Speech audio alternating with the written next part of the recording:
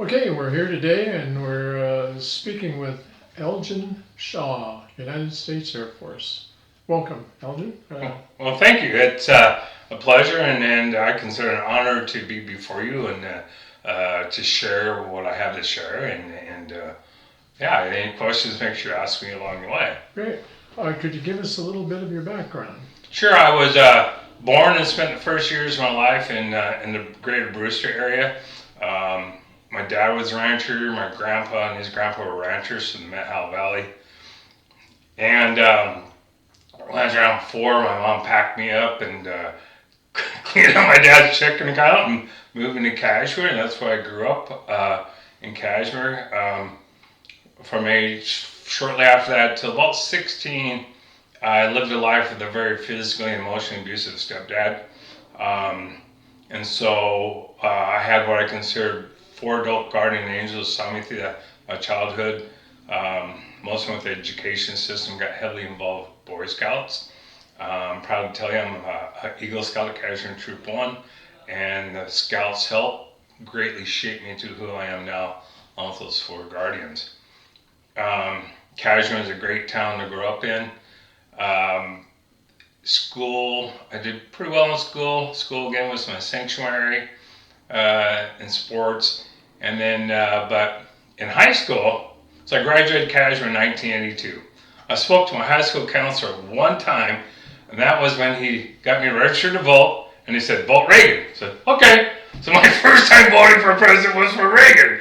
And I knew into high school I just wasn't ready for college, though I first wanted to be a smoke jumper, and because forestry is my true calling, even though I went to law enforcement. And at the time, the Winthrop smoke jumping base got shut down, and for whatever reason, I didn't feel like going all the way to Missoula, Montana to go through smoke jumper school. So I said, all right, that's what I want to be. Game warden. Back then they called them game wardens. I said, yeah, that kind of get me in the force and stuff. And then they put that old 4-year college degree requirement on me. Like, all right, what's next? State Patrol. I'll go to the State Patrol, and then I found out, oh, you gotta be 21 first.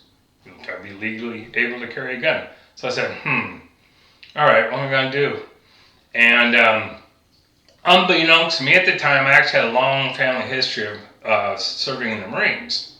It stopped with my dad, who was during the Korean War was set to get indoctrinated into the Marines, and then while working my grandpa's ranch, he got charged by one of the bulls, and as a result lost a kidney, and then got medically disqualified.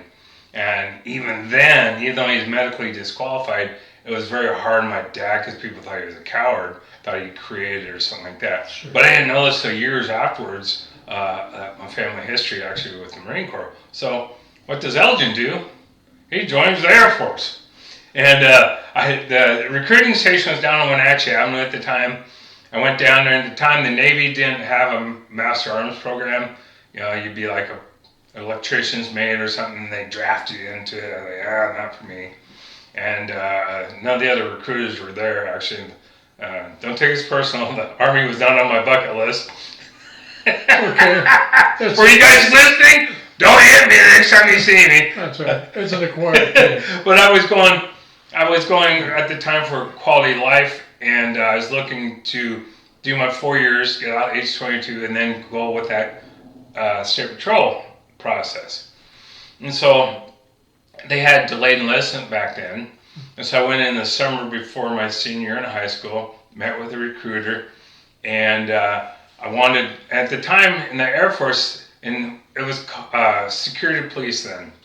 They've now since consolidated into air security forces. A little back history, during the Vietnam era, it was air police. Security and law enforcement, as in other words, garrison duty, one thing. And then post-Vietnam, they separated and became security police. You had security specialists they guarded the nukes, the missiles, and all the aircraft security. Then you had the other career field, which was law enforcement. And I really wanted to be a canine handler as well, and only law enforcement got to be canine. And so I got a, the recruiter he showed me all the cool security specialist videos, of them jacking guys up in the flight line at rifle point stuff, and I still went with the law enforcement one because I wanted to be canine. Got my guaranteed job, served out my summer through school, and then I signed up to go into basic 1 month after I got out of high school. I want to have 1 month to kind of goof off, and I'd worked really hard before that, so I had a decent savings account. Sure. And of course, I picked July of all times to go down to San Antonio, Texas, where basic training was for the Air Force. Toasty. Yeah, toasty. Myself and 3 other 18-year-olds from Idaho. We go to the MEP station in Spokane, and they strictly told us no suitcases, no checked bags. And none of us had ever flown on an airplane before. Whole new experience. So the 4 of us get dropped off at the Spokane airport. One of the knuckleheads had a suitcase, so he checked it in. And I remember this like it was yesterday. So we had a connecting flight in Denver for San Antonio. So we're getting in Denver again. None of us ever flown before. And we thought we had to go get Knucklehead's suitcase and get it on the next flight. Well, we didn't know they automatically did that because, again, we never flown before and we missed our connecting flight. And panic ensued. Sure. And so we had on our orders, the number to call. So it wasn't me. I was too scared. Call the number, and we got a connecting flight. And slept the night in the Houston airport, and then first thing in the morning we were rousted up and eventually made our way to San Antonio. I'll kind of fast forward that part. No, that was for basic. For basic training, right. At the time, I think it's still that way. All Air Force basic training is at San Antonio, Lackland Air Force Base, San Antonio, Texas. So groups of 50, platoon size, so we need to call them flights. And so eventually all of our members got there, our new flight was formed, and I had the nice cushy assignment of the drill instructor assigned me to fire monitor. In other words, I got to take the trash out every night. Great way I was trying to fly under the radar. There you go. Because I had no idea what to expect. Sure. Little did I know, post basic is all mainly a mental, knowing how to follow orders. I was in better physical shape before I went in than after I got out. But week 2, on basic, I got my lunch.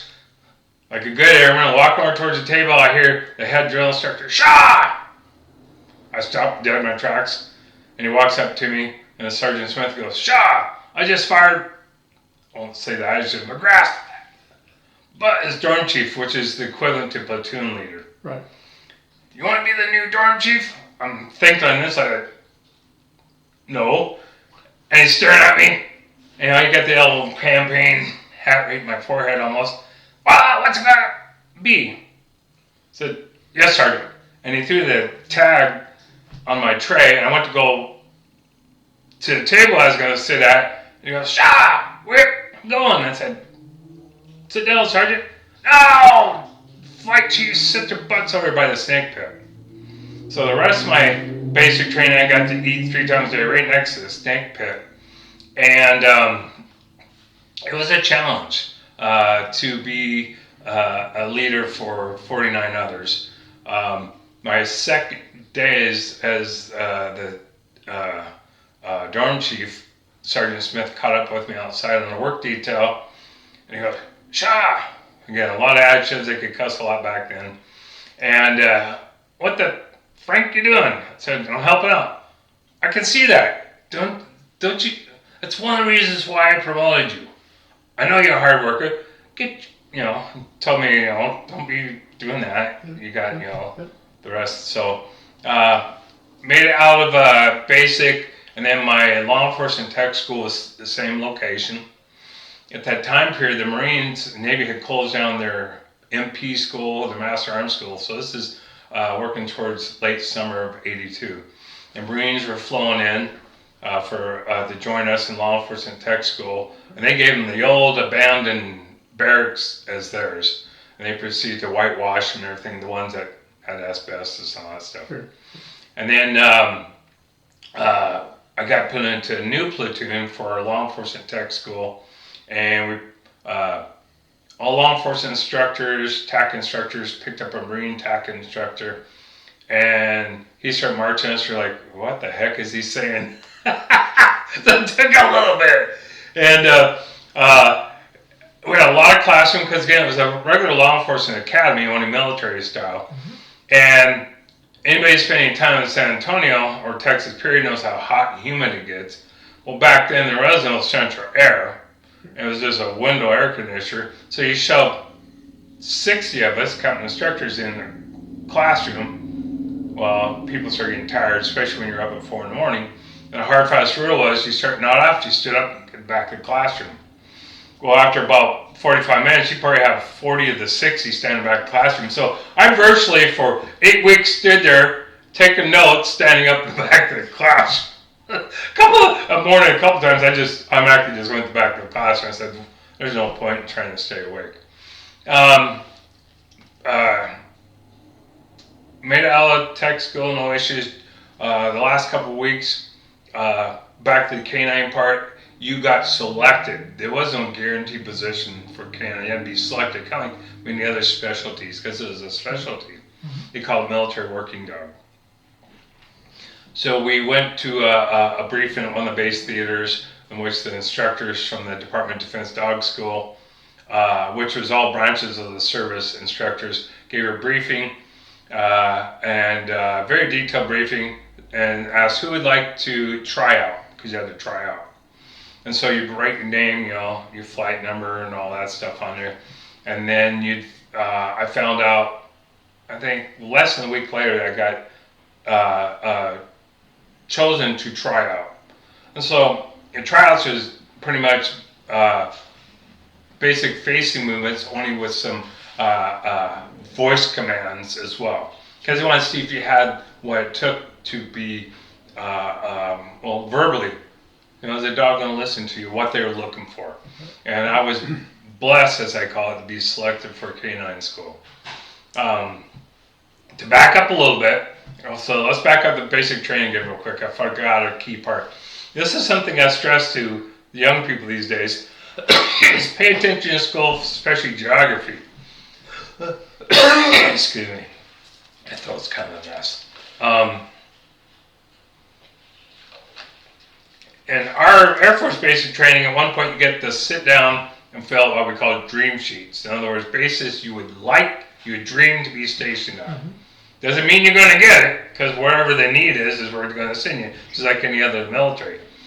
So I didn't want to go overseas at first, because again, I didn't know what I was in for, And so I put stateside bases only, and then I put stateside bases near mountains.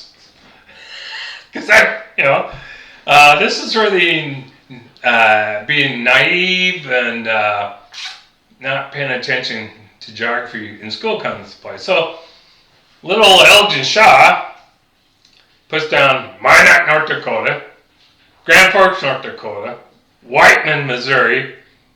I think I might have even put McConnell, Kansas.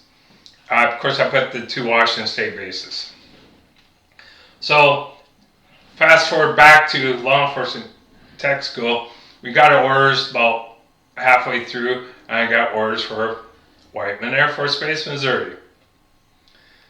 And I'm like, oh no, I screwed up. And then, now let's fast forward back to patrol dog school. Because there's far fewer canine handlers than regular law enforcement or security police as a whole, naturally, you're going to be moved someplace else. And so I got new orders. My second set of orders for Minot Air Force Base, North Dakota. To this date, the coldest year of my life. The state tree's a powerful, and the state bird is a mosquito. If your dog ran away for 3 days, you could still see him running. Very valuable lesson there. And so, back to patrol dog school. Again, we moved to another dorm. Our group got smaller. We joined, I think I had in my patrol dog class 4 Army. At the time they were Spec 4s. And then 1 Navy. and the Coast Guard wasn't considered a branch yet. And I had one Navy instructor, two Army instructors, Sergeant First Class McDougal, who over 300 dogs in the morning barking and clanking pans. You can still hear that man. And what kind of animals were you guys So using? at the time when I went through, which was in the fall of '82, primarily German Shepherds. Mm-hmm. Now, with that said, the Department of Defense, of course, is where we get all the dogs from. Someone in the upper echelon got a nice deal on countless working dogs from Western Europe. Belgian Malinois. Belgian Malinois that were Shits and Train rejects. They were Shits and Train rejects because they were over aggressive. But our people said, oh, our men and women can, Deal with that. Yeah, well, it was like a walking mash unit around the deck down in the dog school. You saw handlers walking up bandages, mauled all over the place. I mean, everywhere. Yeah. So most of them were when I went through, though, was German Shepherds. There's a few, they also had a phase where they got giant Schnauzers and Bouvier de Flanders, which are almost identical. Sure. The ears docked and tails cropped, all that, almost identical. And they had their, their regular drug dogs still. Like the Navy was using a lot of beagles for on board the ships. Sure. A few really fluffy dogs. One of the funniest sights I saw was big old Marine had a little Yorkie on a leash. And they did that a lot to keep a handler. If they had a handler that would be, say, overpowering or a major big tough guy, to humble that handler, it could be a female too, they would give them a much smaller docile dog. Sure. And it worked very well. Because, as we say, it all runs up leash, and down leash. But yeah, I had my school dog assigned to me in patrol dog school. His name was Benji. He was about a 4-year-old German Shepherd. He is strictly a patrol dog. In other words, detection, scout work, apprehension, attack dogs, stuff like that. We did have 2 Vietnam era dogs in our training class. They were what they were called sentry dogs. Sentry dogs did all the detection, the attack work, were not trained to release a bite or stop a bite before they got to the intruder. Vietnam, fair game, release that dog on that Viet Cong or whoever. You're not calling him off because he's got a job to do. But the change in the world threat and what we deem missions. Sure. So they created the patrol dog, kind of like a regular civilian police dog. You send the dog to get him, and then let's say the either lose sight of the perp or they surrender. You can give them kind of out, means stop. Then you yell heel, have them to return to your side. Those retrained sentry dogs, I don't know how many times they got loose and would be coming at myself or one of my teammates and stuff like that. So patrol dog school was 6 weeks. It was just the basics. My last night there, we were doing what we call night maneuvers. And we're the Lackland, what they had was the kind of like the parade grounds. It's changed now from what I've seen, but they had static display aircraft. Sure. So what they did is they simulated it as a nighttime parking apron at an active duty base in which we're patrolling the aircraft for aircraft security. And a hard fast rule when the canine program in the military is if you have 2 dogs start fighting each other, you're not to stick your hand in there because they're going to bite whatever's in there. The hard fast rule they tell us was you put your hand on the leash, run it down the leash, get to the choke chain, and then you reach underneath the neck and then pinch the airway, holding the leash with the opposite hand. And then when they start letting go, then you pull back. Well, we were out there, and all of a sudden we got recalled back to the rally point. Come to find out 2 of the dogs had started a fight, and one of the handlers didn't follow that hard fast rule, stuck his hand in there, and got the fingertip pinched off his hand. Say we were down for the night. Got back on. We traveled on 44 pack buses. The dog would have a muzzle on, what we call the safety leash. So we wrapped a leash around their neck and held onto it, and they sat beside us or on the floor between our legs. We got back to the deck, and one of the handlers assigned to clean up the bus afterwards found a glove. Didn't think a thing about it. Put it on. Found that fingertip in that glove. He freaked out.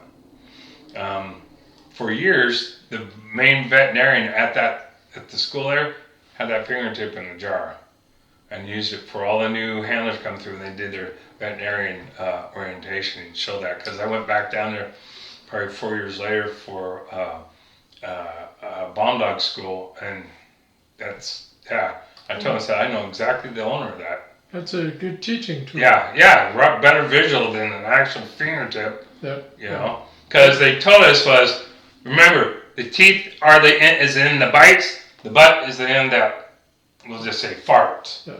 You know, keep your face away from the end that bites. Because some of the handlers would get complacent and may not have a greatest rapport with their school dog and get their face up there and get bit in the face. You know, just like any other kind of training, you have your people listen well and you have your knuckleheads, you know. And so naturally you don't want to be bit in the face. Finished up patrol dog school, went home. It was December then for 15 days. I was excited to get to my first base. And so in my service dress uniform, flew to Minot, North Dakota. Back then they didn't have an outside terminal. Got off the plane. Took my breath away. And I had no long johns on because I didn't know what to expect, because again, I didn't pay attention in school. And well, at least you weren't in Texas. Correct. And so got in the terminal. Had no idea which way the base was. Unfortunately, there was an Air Force staff sergeant with his family that came off the plane and said, "You're new here?" I said, "Yeah." Hop in the car with us. It got me up there. Great. I put in orders shortly after I got there, and then served a year there. Again, the coldest year of my life. It was minus 90 with the wind chill when I left there. So cold in the barracks, I had to take the issue gold blanket on the window. I had about a half-inch layer of ice on the inside. Now, what type of aircraft are up there at Minot Air Force Base? Yeah. We had B-52s. So we had a whole security police group. So we had, meaning a group would compare to, I guess you'd call it larger than a company. What's larger than a company? What's the next Battalion. Battalion size of security police, because we had two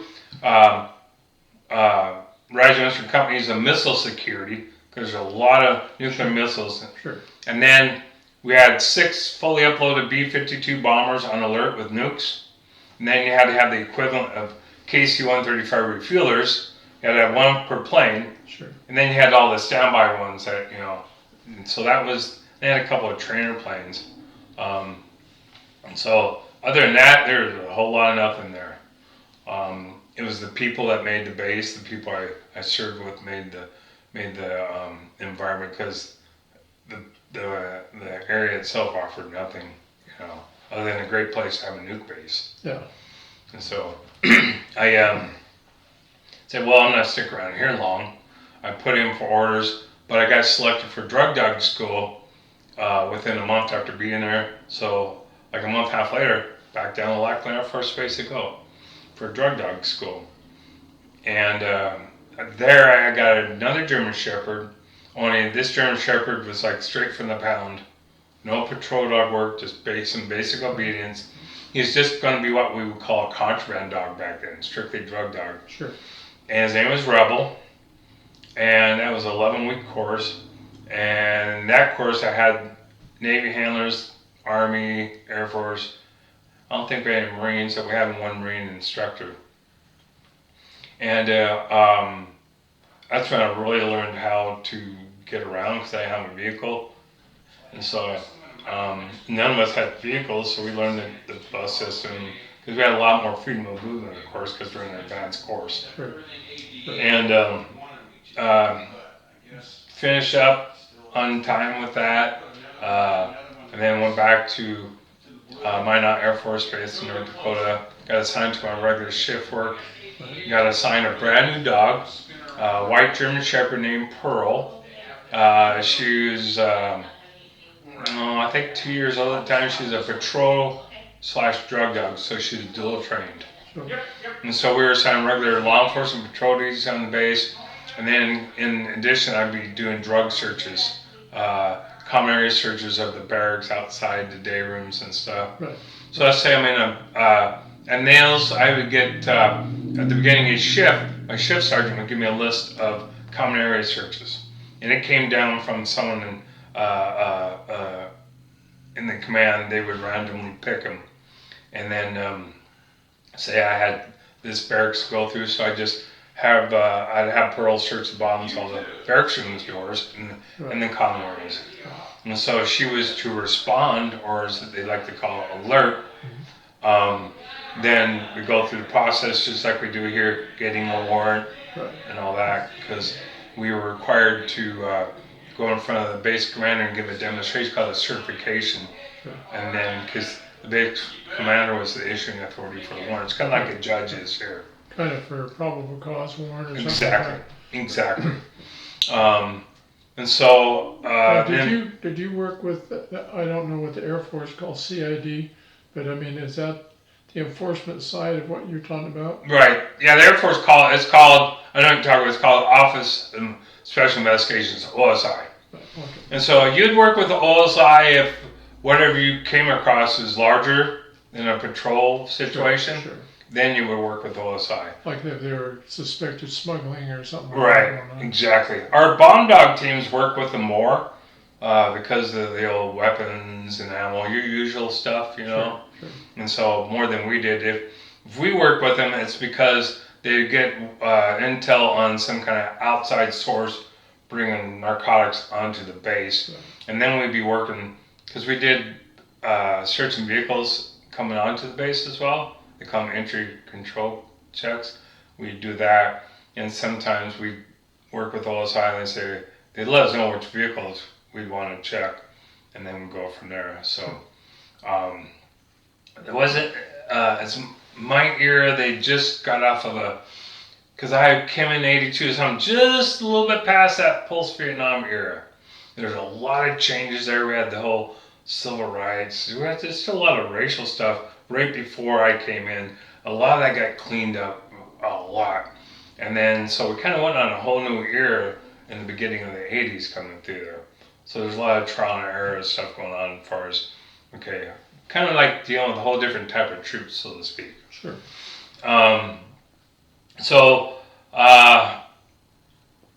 Survived my college year in Minot, North Dakota.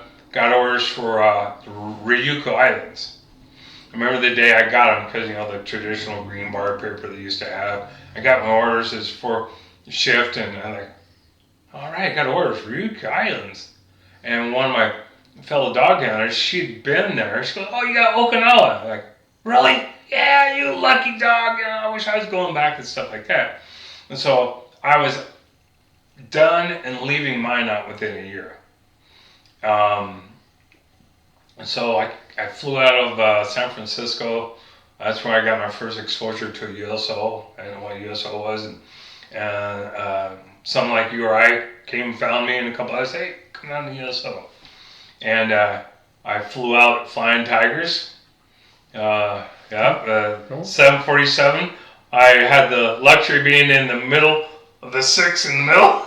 Yeah, you don't quite fit in that middle seat. No, even back, I was a little bit smaller then, but not much. But enough like being in your service dress uniform for a long flight like that, and those really comfortable patent leather low quarter shoes, And I remember we got there, and because there's Marines, everything, you name it, and Independence and all that. It was packed. That's the cattle car, basically.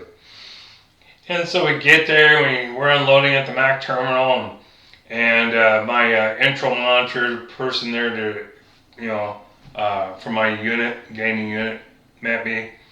And we go out. I remember seeing, and this is my first exposure to how Marines got to travel. There was a semi truck and what I was used to as a cattle car, only they painted it like lime green.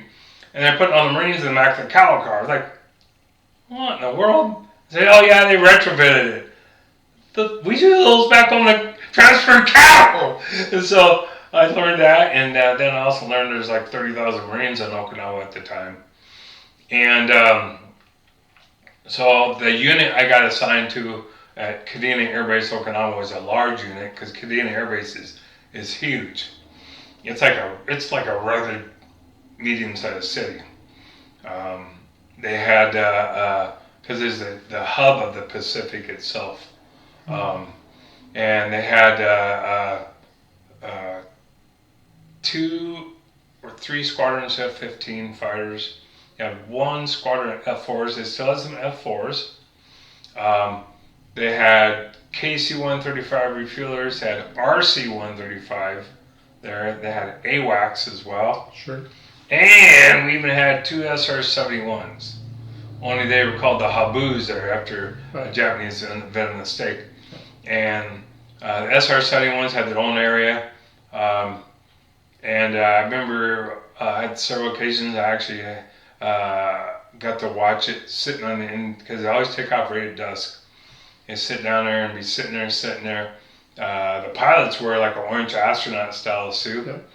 And a tanker would take off like an hour before because my understanding is it burn off so much fuel and take off it'd have to refuel. And right when it started getting dark, that bad boy would kick off. You see the afterburners like a cartoon just going forever up there. Very cool sights. In the hangars, they were always leaking, sweating fuel out. And that's special troughs and stuff like that. Yeah, that's what my understanding was the reason why they downloaded their fuel. Number one is, like you said, they burn so much at takeoff.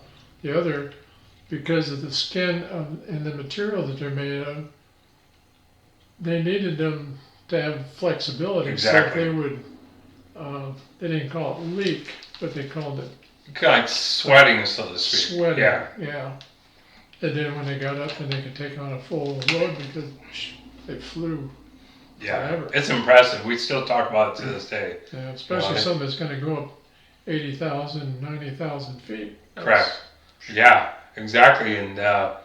And we, in addition to the main base or the garrison in Army terms, they had a munitions area that during Vietnam was also where the nukes were kept. Obviously, we don't have any nukes anymore because the Japanese government, kind of don't like that, and we all know why. But the remnants of the old nuke storage area, weapons storage areas they called it, was still there. The old towers are still there. The fence posts, they took all the fencing down, but there's still a massive ammo area with bunkers scattered throughout the jungle. Defined paved roadways all the way up to the bunkers. The bunkers all have grass sodding, but they're strategically spread out. Right. And so it's a massive area. And then the canine kennels were out in that area because right before I got there, it was actually the Pacific Air Force dog training school. So anybody all branches of the service that want to put their handler people through patrol dog school, drug dog school, bomb dog school, they would come there, whether it's from Korea, the Philippines, Guam, and Japan. Yeah, didn't have to go back to the States. No, exactly. And so, but then again, that got shut down as we transitioned from the Vietnam era to the 80s. That fizzled out. But we still had the massive kennels, and we had Air Force. We had 40 dogs there at the time. The Marines had their dogs down at Camp Fatima. It was right on the edge of the East China Sea. And every time a typhoon hit, their kennels would get washed out, flooded. So at one point, some kind of agreement was reached between the Marine Corps and the Air Force So the Marines just transferred all their dogs up to our kennel area because we had more than enough space because it was the former dog school. And it was just the thing to do. And so I remember those MPs getting really excited about being able to have their dogs up there because what it did was allowed them to become members of the Airmen's Club on Kadena before they weren't allowed. For obvious reasons, because there's, inter-service brawls going on all the time back then. And so, Kadena itself was just an incredible assignment. I learned so much. I was there 2.5 years, loved every bit of it. It's like the Hawaii of Japan. I had the honor of working with Air Force Pararescue.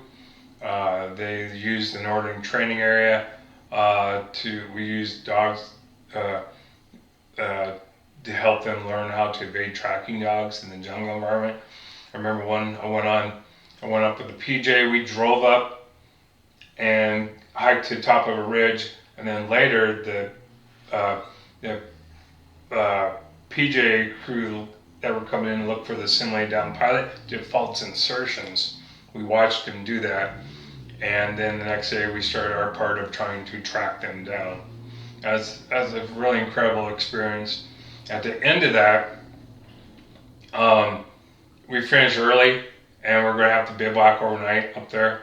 And then I heard a Chinook flying over, and one of the PJs got on the radio and got on comms, talked to the pilot up there.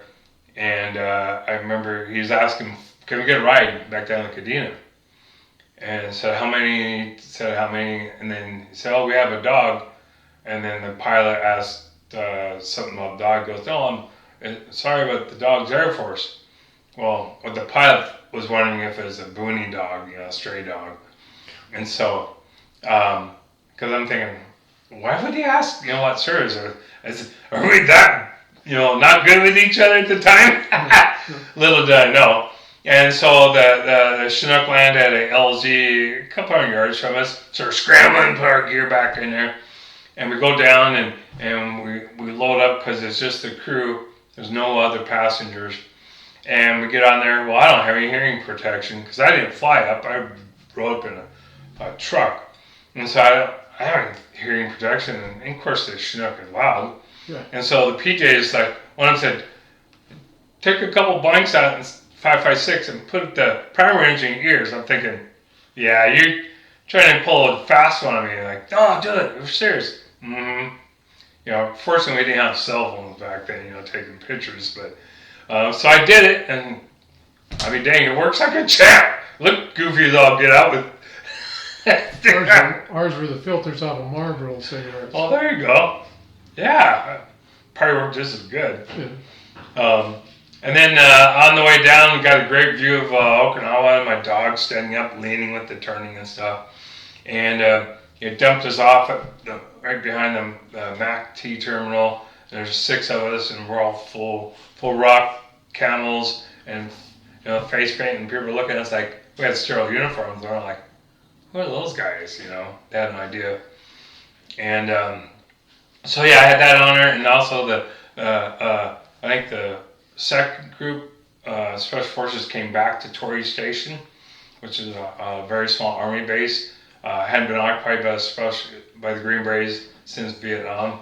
They came back, and then they did the same thing as the Pararescue, used us to train on trying to evade being tracked in the jungle environment. It was an honor to be able to train with them. They were just the best at training. Well, so was Air Force PJs, very respectful and very humble. Very knowledgeable. Humble. Yeah, they're Special Forces. Yeah, very humble. You wouldn't know if they were, because no arrogance. Just even their general appearance is like they didn't do anything to stand out because they didn't like to attract attention. I had a great tour there. Tried to extend, and they said, "No, Elgin Shaw, you get to go back home." So I got orders for Fairchild Air Force Base, Spokane, and made my way up through the ranks there. Canine trainer. At one point, I was kennel master who's in charge of the dogs. While I was there, is when Saddam decided to run into Kuwait. And our real world mission was Central and South America. We trained often for that environment, usually down in Little Rock, Arkansas, which was a great simulation to the jungle environment. All the bugs, the humidity, all the vines, the grabby gear, and all that stuff.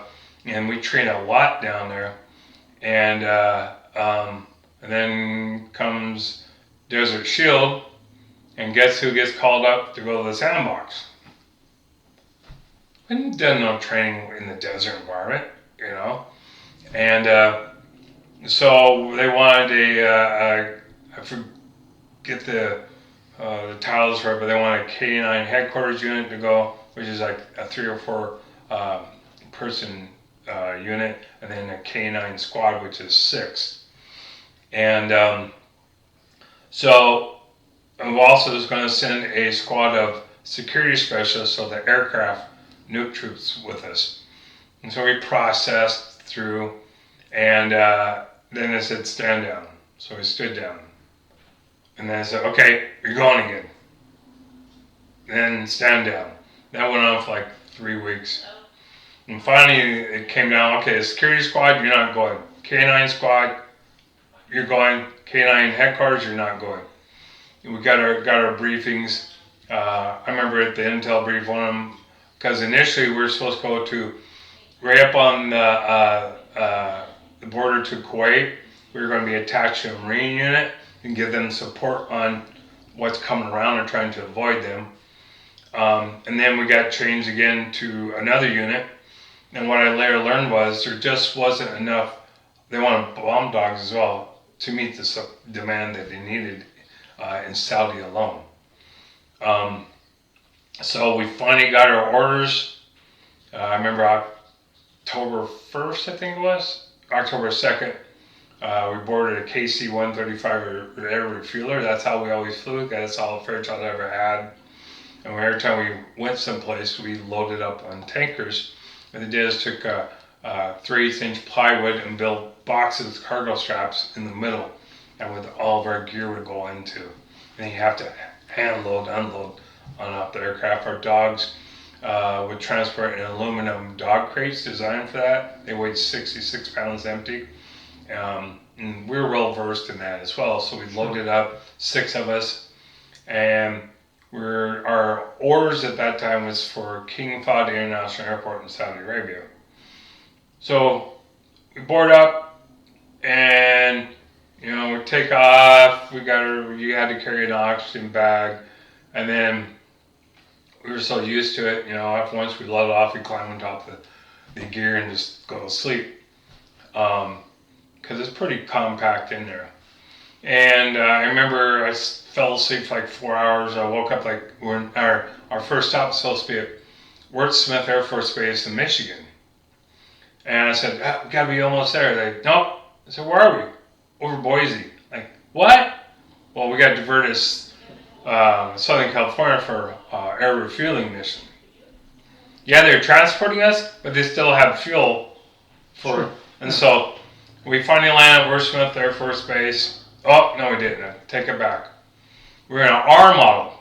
So the newest engines that can have had too much fuel on board. So we had to do touch and goes to burn off fuel because it wasn't safe to land with as much fuel on board. So I remember landing and then getting ready to land, take off, and go, whoa. Well, I tend to get a little motion sick. And I started getting really green. I remember the boom operator, so the person that's in the back laying down running the refueling. Yeah, it was a little gal, little E4, and she's laughing at me. I said, you keep on laughing, I will puke in your hole. She quit laughing. And the poor dogs were just howling because the change in pressure. And finally we burned off enough fuel, we landed, and our K9 counterpart met us there, and we unloaded everything. Unasked the plane, put our ammo and weapons at the armory, our dogs in their kennels. And we were set to leave that night. So reverse process, we board our new KC-135, and we sit there. And it was getting cold because October, Michigan gets cold at night. And finally, I don't know how many hours I scrubbed the mission. So unasked the plane again. Tried again next morning. Loaded up. That plane worked, and we flew. And our next stop was Morón, Spain. We landed at a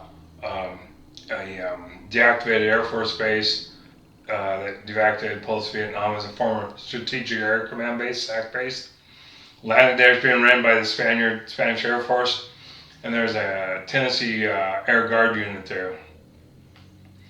So we get out there. I had a female squad leader, Tech Sergeant Sue Duvall. She met with the chief of police of the now reactivated base, and he demanded to know where our destination was, our mission.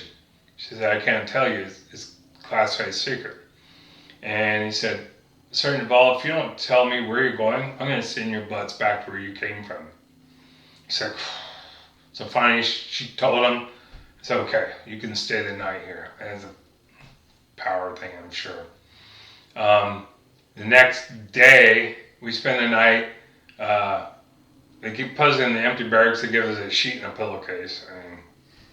And then we had the old dog kennels to use. They were falling apart and because nothing been done with them since the end of Vietnam. Next day, we load up on a KC-135, which is pretty cool to us because, it's the biggest of the air tanker refuelers. As we're waiting there, so we're on the tarmac, in the apron, waiting. We have our weapons, our rifles and pistols. Obviously, we don't have ammo. All of a sudden, a local national with a briefcase walks across the restricted red line and is heading towards the plane, is not listening to commands. And we're thinking, oh crap, here we go. It's going to end before we even get there. Well, fortunately, they got him detained, and we're like, look for cover. There's no cover. We're thinking that's probably a briefcase bomb. We're toast. Well, there's no cover, so we just prone out in the tarmac and hope that, it worked out for the better. Unfortunately, it did. He was just a ignorant local that didn't realize, So we get loaded up onto the RC-135, so we just up on the ramp, had regular airline seats to sit in, which was super cool. And we flew all night, all day and all night, and landed in King Khalid military city. No one there to greet us.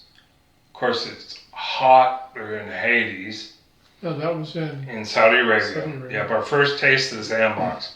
So hot. And obviously, we weren't acclimated. We just left, Northern Tier base in October. Sure. And landed in Saudi Arabia in October, which is very hot. Our squad leader goes to try and arrange some transportation. She runs into the same issue. Where are you going? I can't tell you. And same response, you tell me or I'm going to ship you back. So she told him, and we got loaded up on a bus, not like a military bus, but like a regular Saudi, their version. And they're taking us to Riyadh, which was another air base that we created. And on the way, I remember looking out the window. We're just sweating buckets. Fort LTD passes us, local national Saudi, and they had told us during our intel brief, we talked about customs and courtesies, and said, do not be surprised if you see a goat or farm animal in the front seat and the woman in the back seat. And this LTD's passed on my side on the left side bus. I looked at it like, son of a gun. Goat's in the front seat, the woman's in the back seat. I was like, I guess they're right. We make our way to Riyadh. I remember seeing it. We got there dark, just stacks and stacks of equipment and supplies everywhere. Dust all over everything. You can tell there's a lot of haste going on. And we get unloaded. I don't know where our gear was, somewhere behind us. And Sergeant Duvall, she takes off into the dark, trying to find us another ride to our final destination, which was King Fahd International Airport, KFIA as we called it. So we're trying to keep from getting ran over. We're just leaning up against supplies and stuff with our dogs, and Sergeant Duvall comes back and says, "Follow me." So we follow her and we go out. There's a C-130. I don't know how far we walked. Boarded a C-130. All of our gear, our pallets were on pallets now, got loaded on the C-130. And then I remember an Army squad coming on, so it's just our squad, one Army squad. And then an Air Force person got on, passenger something or other, checking the manifest. And she looks at us and like, "Who are you guys and why are you on here?" Well, our squad there just found an air crew that was willing to take us. But all of our gear and stuff was on the plane, and so they didn't make us on acid. So, yeah, she did what she had to do to get us where we needed to go. Sure. And so I remember it was leaking hydraulic fluid, and this Army sergeant sat beside me. He got up and moved. And I don't know how long the flight was. I mean, it kind of became a blur after a while. And then we landed. I do remember this as a full moon night, clear sky, and the sand looked like snow.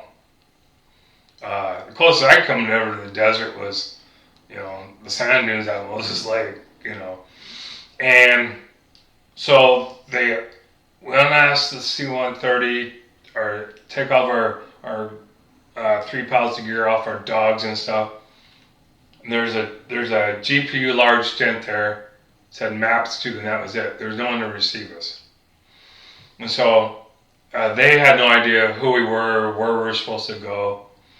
So it wasn't long though, an Army MP patrol passed by, stopped them, our squad leader talked to them, they got on the comms, and after a while, a 1-ton and a deuce and a half came and picked us up. And so I got loaded on the back of the 1-ton with all of our weapons, and our rucks were the dogs and all the rest that went on the deuce. And I remember passing through countless entry control points, and rows of Army helicopters. Just rows and rows and rows. And it probably took us 45 minutes to finally get to a place where they dumped us off. And we're like, where the heck are we other than in, Saudi Arabia? And we got dropped off in what was an area. So King Fahd was an airport under construction, a British contractor, and when Saddam invaded Kuwait, most of the labor force, which was third world labor, fled, rightfully so, because we weren't that far from the border. But there's still some work going on, and the United States had to take it over. So all the air cav birds were there, all the spec ops birds were there, had the 101st bivouac, the Screaming Eagles out in their white tents out in the desert someplace. All the Fort Stewart guys were there. And then in the parking garage of the terminal was all the air crew, to include the crew chiefs and stuff. Mm-hmm. And in the basement level of the main terminal was the 5th Special Forces Group Airborne. We also ended up having 2 or 3 squadrons A-10s out of Myrtle Beach and Myrtle Beach Air Force Base, South Carolina, and then 1 A-10 squadron out of Ellsworth, South Dakota as well. And so we were placed in a fenced-in area where the control tower was near the terminal. Southern Command Central had taken it over. It was a natural point from it. It's fenced in. And so what we found out was we had 3 different entities wanting palm dogs. The whole idea was for IED searching. And they didn't want another barracks incident happening because of the parking garage as well. And so, but we were getting pulled. Army wanted us, 5th Group wanted us, the Air Force side wanted us, and Southern Command Central SOCCENT wanted us. So agreed upon was we'd work for everybody, but we'd stay in the SOCCENT's compound. So we spent our first week under a carport on the parking lot in a GPU large with no liner, the dogs in the kennels, and the same thing on cots, and trying to acclimate between that and listening to the generator that was beyond loud, and then all the scud alerts going off as well. I didn't get any rest at all, and trying to acclimate because we needed, especially for the dogs, as far as the bomb dogs, is very important, obviously, for them to acclimate because once they get hot and exhausted, they're ineffective. Right. You're done. Therefore, you're not going to be able to actively search for any IEDs or anything else, or even weapon caches and stuff. So finally, our squad leader, bless her heart, she was so resourceful. She was like the Klinger or Radar O'Reilly. She was able to get this, get that, and we finally convinced someone in Soxent to go us to the modern day tents with the liners and actually their own central air system. And we had done creative field kennels for the desert environment. So had to get ultra creative. So what we did was we got 2 of those large tents, and then they all had liners.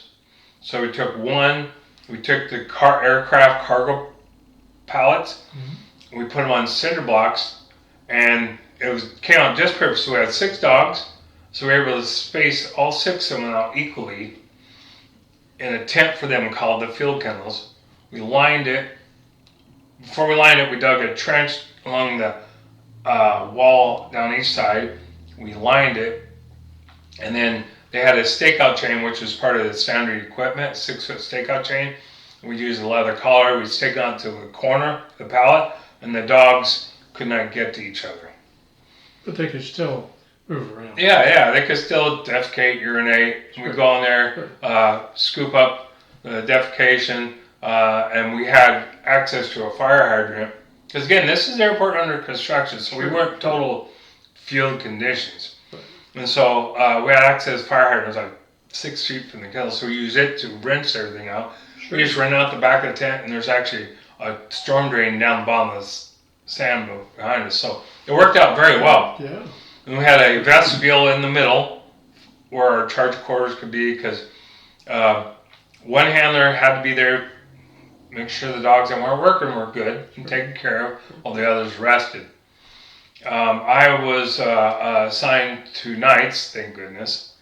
Only time I was on worked any day shift, is if we had a VIP come through, like General Schwarzkopf came through a couple of times, President Bush came through once, and stuff like that. Then all the bomb dogs have to work.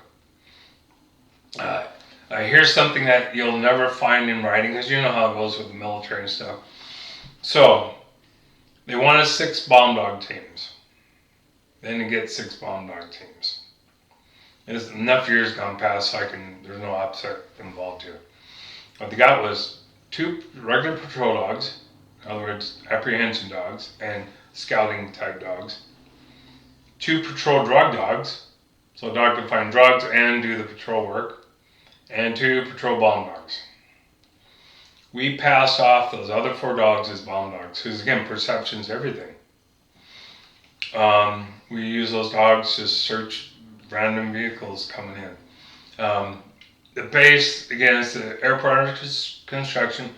About 3 miles from the main, where everything was at, was what you could call the main gate. There was a gate established there for the airport. And so we put a 60 pit quarter mile up from there and built it up so I have a little bit of elevation look down. And at that gate was 2 Saudi regular security guys, and then this Royal Saudi Air Force is there. They'd have anywhere from 3 or 4 of those guys there. They were armed with MP5s, but they wore fatigues like from the 80s. And then we'd have 3 GIs on a minimum there. And then they were all Air Force security police. And then we'd come down with our dogs and randomly search vehicles. Because all vehicles, there's 3 lanes coming in, 100% vehicle checks, all hands on ID. Even the labor force had issued ID. The British contractors showed us what they used. And then every hood of every vehicle got raised in trunks. And us as dog handlers, mom dog handlers, we'd stand there and pick which vehicle we wanted to search for the dog, because it wasn't feasible or practical to search every vehicle with the dog, because Sure. it's just not going to happen. And so most of the vehicles were manual shift. And one of the hazards up there, other than maybe it's a car bomb, is if you forgot and you step in front of that vehicle and pop a hood, the driver may dump the clutch. More than one occasion I saw one of our people or one of the Saudi guys get laid out because the driver dumped the clutch. Yeah. Here's one funny story about this. Is one of the dogs we took with us was a Bouvier de Flandre. 75 to 80 pound big black hairy dog. He happened to be just a patrol dog, but again we passed him off as a bomb dog. His handler was a female. Her name was Eva Gunch. So again, the Saudis, their religion and stuff, as far as females, there's two strikes. They thought dogs were dirty, filthy, and female. Well, this one Saudi national came in with his Ford LTD. They seem like Ford LTDs for some reason. I remember to this day, it was white with a red vinyl top. He was wearing a traditional garb, and he said told the sergeant that was in charge of the detail up there that the dog nor the handler was going to go in his car. And so that sergeant said, either that dog and handler goes in your car, or your butt's going back out the highway, which is like a mile away. You could see it out there. So he allowed it to happen. So the dog's name was Boovers. So Boovers goes in the car, comes out. Remember, he's all black. There's white powder around his mouth. He found the guy's powder donut and ate it. Oh my gosh! Oh, I didn't know I should laugh or get ready to fight because he was so pissed off, And so He's probably looking forward to that dog. Yeah, so there's 3 slaps to his face, the dog, the female handler, and then his powder donut got ate. Took my donut. Oh my God, but to see that face, that big black hairy dog come out with the white powder around his He was mouth. probably proud of himself. Oh my gosh, yeah. And so... That's great. Another day I was up there, again I'm standing by the gate, my dog Max, I call him Mad Max, he was on average 6-7 pound pit bull Australian Shepherd, beautiful dog, muscular chest. I had the best rapport with Max I've ever had with any dog ever. He and I just clicked. He was a difficult dog to handle before I came along, and we meshed so well. And that's why I call him my battle buddy. We're sitting here, and a 44 pack bus came on with an Army MASH unit on board. We had a lot of units just transitioning through. They come on, stay the night, then move on to wherever they're going. Sure. Because it's a safe area. And one of the Royal Saudi Air Force guys, super tall, skinny guy, his name was Mohammed, go figure, had gotten onto that bus, and I look over and I hear a commotion. I see a Mohammed on that bus just pissed off as all hell. So I go up there, and he's screaming and yelling something about someone took a picture. Well, the hard fast rule is no pictures to be taken, and he felt that he's taking a picture of him or one of the other Saudi Air Force guys. So I managed to get Mohammed off. So I got Bax with me, and the uniform I'm wearing is a generic chocolate chip. We got issued 2. That's it.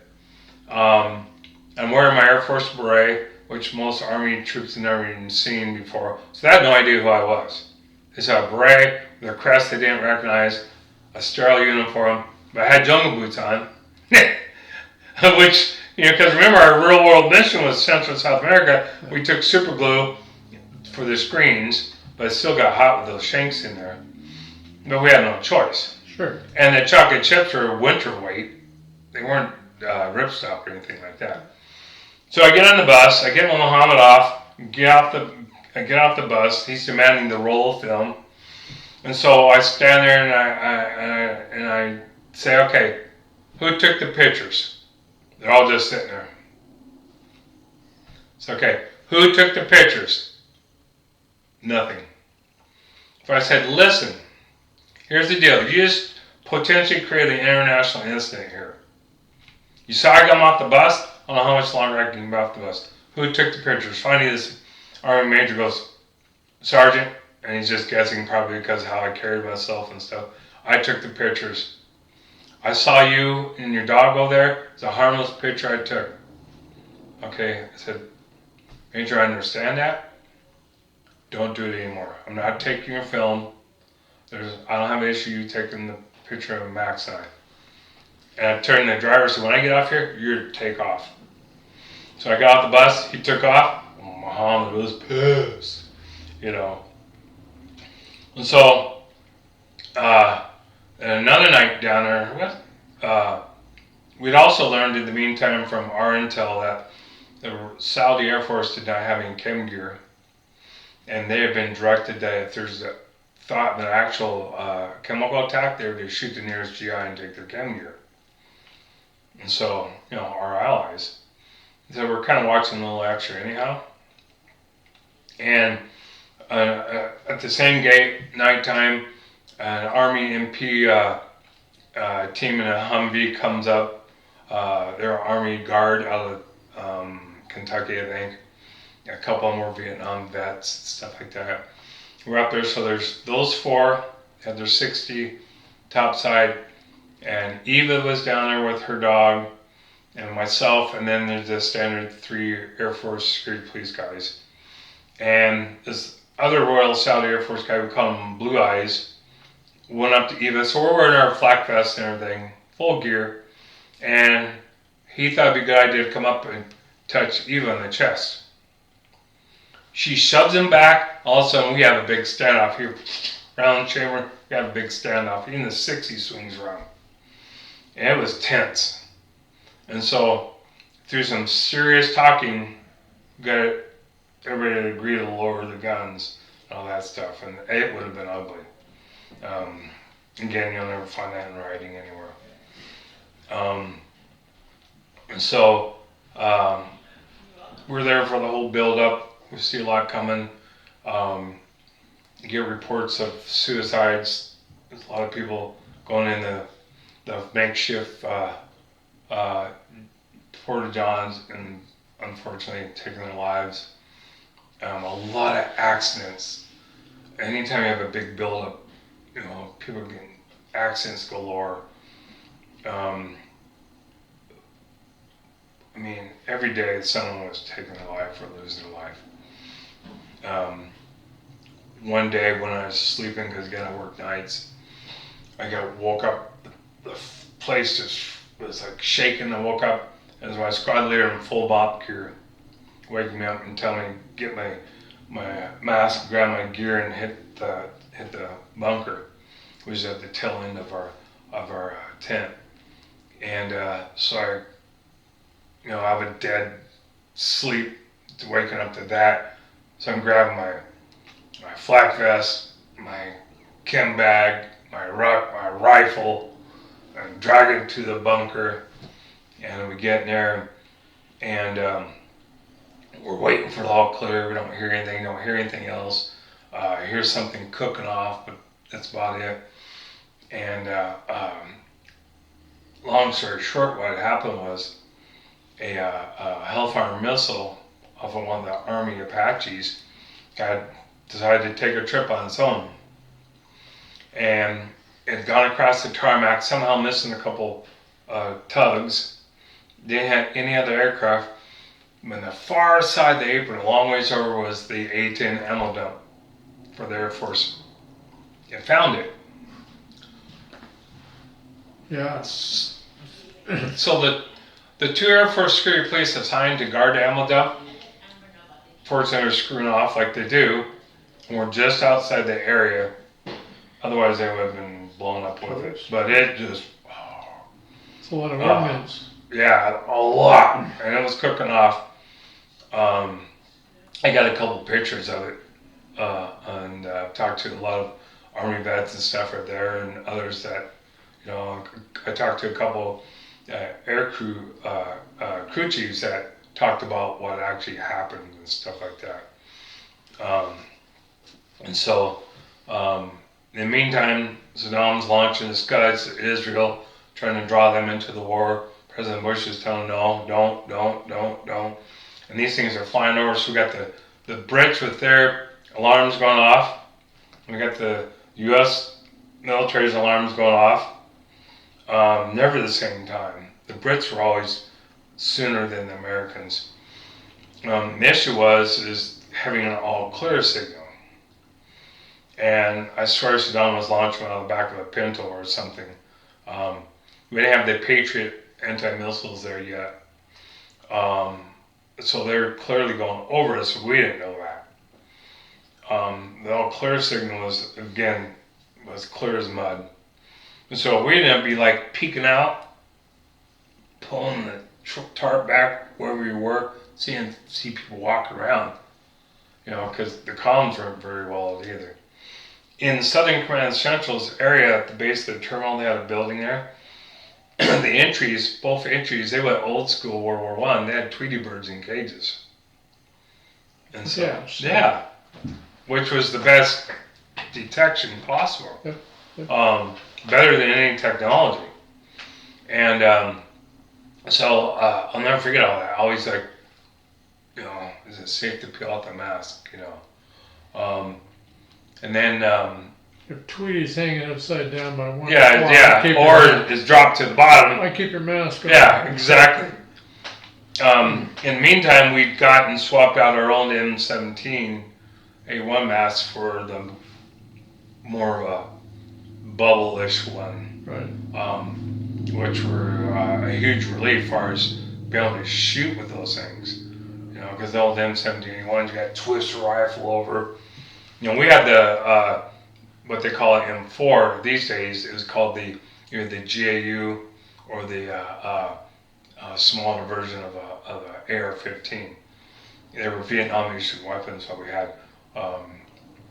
It took the Air Force forever to get modernized. Did it have the M70 or the launcher underneath the barrel? Yeah, the M203s. Yeah. Yeah, well, they call them M79s. Yeah, well, the Bluebirds, the M79s, yeah.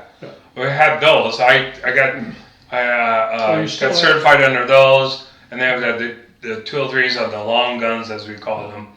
Right. The short versions, which are the GAUs or the CAR 15s, didn't have those unless you were a PJ.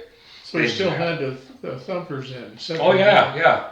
I liked that thing because it was so accurate. I could throw it on my back and still have my long gun. Yeah, it's not very heavy. No, I actually certified and shot those. Still have an inventory.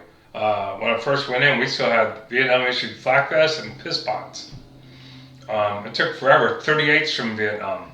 My rifle was so loose I could see daylight between the upper and lower receiver. The sights were bent, but it took Reagan 2 full terms to modernize this. Which just history seems to repeat itself that way, without dragging politics into it. But and so we took care of the tent city areas as well, where people had entry control points. And we had one Air Force security police, and we get an Army troop from either the Fort Stewart or the 101st. They would augment. So we have at least 2 there. And so what I did, I learned at a younger age when I first became a NCO to take care of your people. And so there's a local announcer in Saudi there had their version of a roach coach, only nicer. And the exchange rate was very much in our favor. So I go buy Saudi colas in a clear glass bottle. I buy a bunch of them.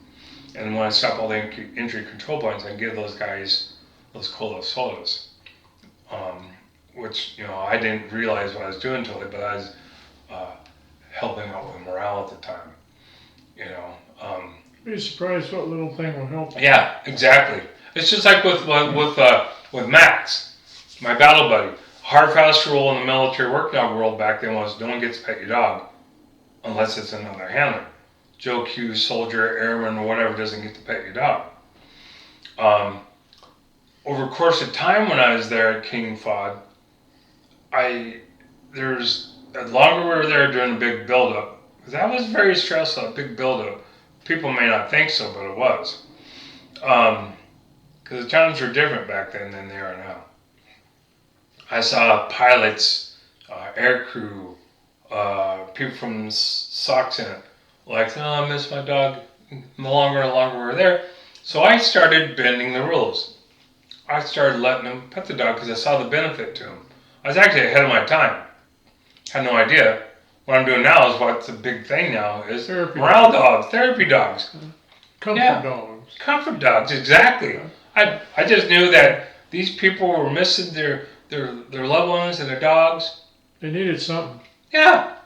Max is more than happy, you know. And so I did that. I can remember several of them, you know. I just, you know, and That's flexibility and able to adapt to the situation. Exactly. I learned so much about that as a as an E5 staff sergeant at the time. I was 25 years old, I think. And so I did a little bit more and more over the course of time as we're sitting there, up until Desert Storm started, when the aircraft started taking off. Ultimately, I ended up with a hernia there. I'm sure it had nothing to do with all the weight I was carrying. The ground was so hard, believe it or not. You think desert, soft. It was hard, and we had to build up for everything. And we used those double sandbags, those 200-pounders and stuff. So I got diagnosed at a MASH, field hospital with a hernia, the painful one. And I told the doctor, I said, Doc, can I put this off? He said, sure you can, Sergeant Shaw. I'll just put you on light duty until you're ready. Now we both know there's no light duty here. Like, so I went in, had my hernia surgery.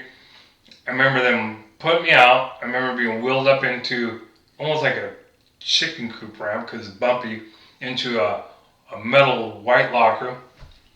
And then I was out. I woke up in a tent ward.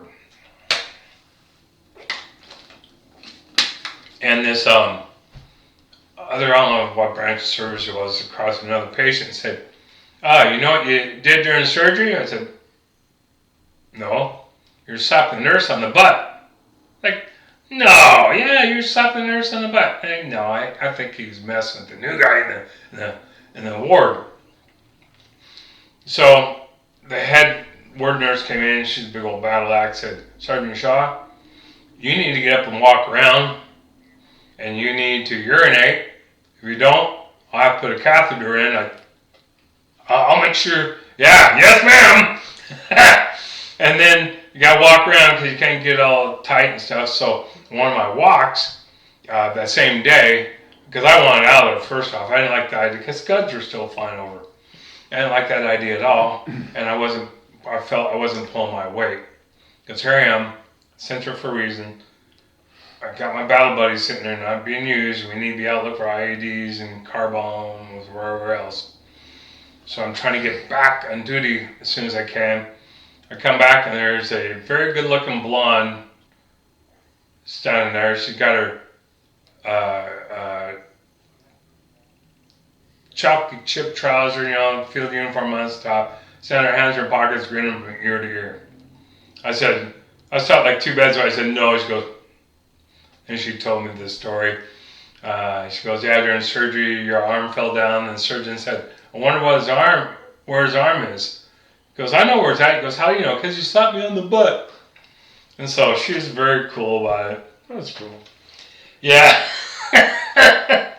And it's probably one of the scopolamine that they use for. Yeah, I don't know. I know it knocked me out quick. That's a good excuse. Yeah. And and so then my favorite ward nurse comes back in there and says, Sergeant Shaw, you need to have a bowel movement. If not, she showed me the itty bitty little pill. Well, I tried, and the portage on was like outside the back of the little ward tent I was in, but you had like a 5-foot little incline to go up. Oh, and that's where they wanted to go and go number 2. They had a urinal shoved in the corner with a tarp for in the ward, and I tried and also had to take that pill, and then I barely made it, and then of course skies are flying over. But to get out of there, I think in record-breaking time.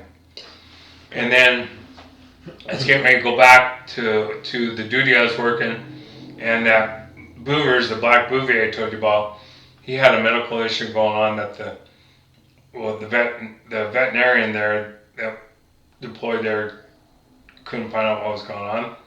We actually have better services from the MASH doctors, so we're taking him to the MASH doctor.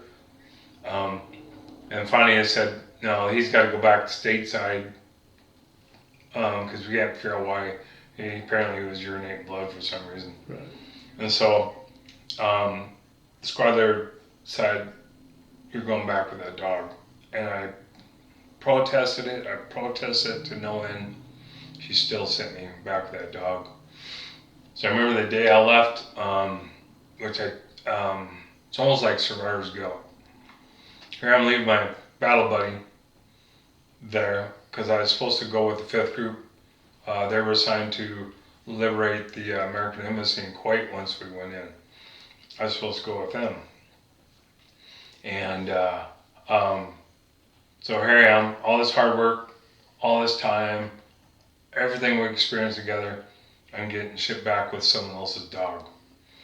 I dropped so much weight because it was so hard to get any protein. You'd eat an MRE or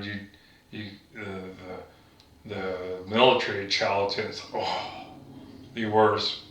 I eat a couple of noodles. There's a contractor hall, you could get some food in, but you had to switch back and forth. I lost, and I was probably in the best physical shape of my life right before we deployed, and so I lost all that fine muscle, and I actually looked like a prisoner of war. That day I left, my cheeks really shrunk and stuff. Aboarded the C-141, it was just myself, Boovers in his crate, he's the only cargo there, an Army MP, and an Air Force Chief Master Sergeant who's retiring going home, and the crew. So we flew into Torrejon Air Base in Spain, swapped crews, kept the same plane. I remember it was a staging area too. There's hangars full of troops, all branches going over. And I had my Desert Night Parker on. The beret, no one knew who I was, no rank and stuff. I got a lot of stares and they're looking at the dog. Boovers look like I can walk around this black bear basically. And we boarded back up and they got a new crew, and then we flew into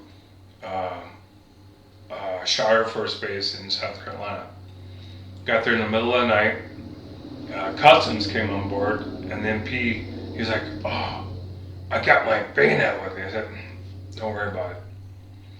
And what he didn't know was I had 6 Iraqi bayonets with me. They were under the dog's pallet, and because then we knew they weren't going to have me pull the dog out. Don't bother the dog. Yeah. And so they came on. One of the cousins was like, "Hey, who's the dog handler?" I said, "Here." He was a former military dog handler. So we got yucking it up, and I got the MP close to me, and they tore the crew apart, and the Chief Master Sergeant, and then a canine handler from that unit there at Charleston came and met me. We housed the dog. He got me in base billets, and the next day he took me down to I forget what it's called now.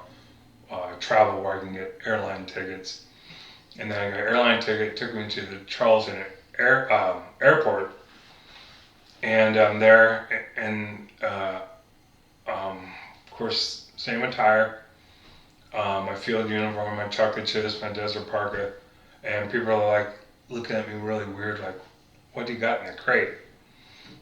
And got on board, made sure boovers got loaded first, and then I got on board, and I landed in Spokane Airport, middle of the night, and the kennel master, who I report directly to from Fairchild Air Force Base, met me, and then took it back, and it was one of the worst feelings I'd ever had, leaving my squad behind, leaving my battle buddy behind. To this day, I feel cheated in a way.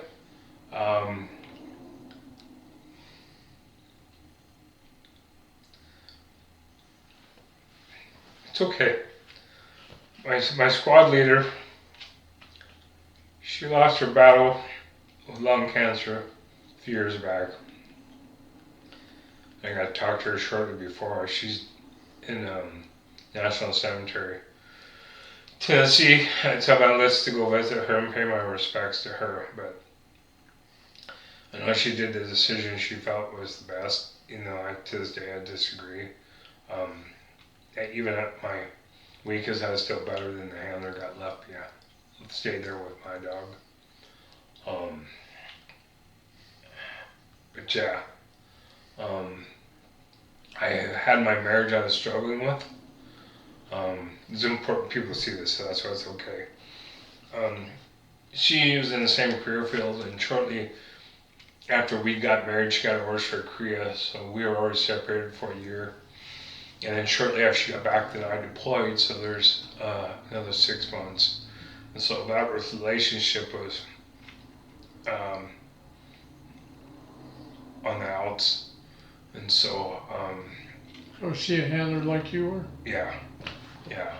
She got back from her tour in South Korea right before I deployed, so she stayed there. She's still in the same unit, but she was separating, getting out of the Air Force while I was over in Saudi, and kind of after thinking he's going to save my marriage. Had me stay behind when the second unit went back over. So not only did I feel I was angry because I got sent back, and then when another unit went back same area, I didn't get to go, and he thought he was doing the right thing by trying to salvage my marriage. It was already over. And so we've talked about it since. We're very good friends. I talk to him often. He lives in Spokane Valley. And so, yeah, and then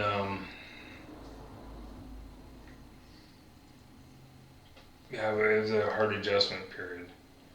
And then we've since lost another one of our squad members, Juan Gonzalez.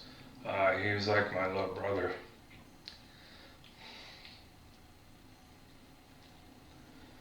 Was that because of the burn pit? I believe so. Gonzo died of seizures.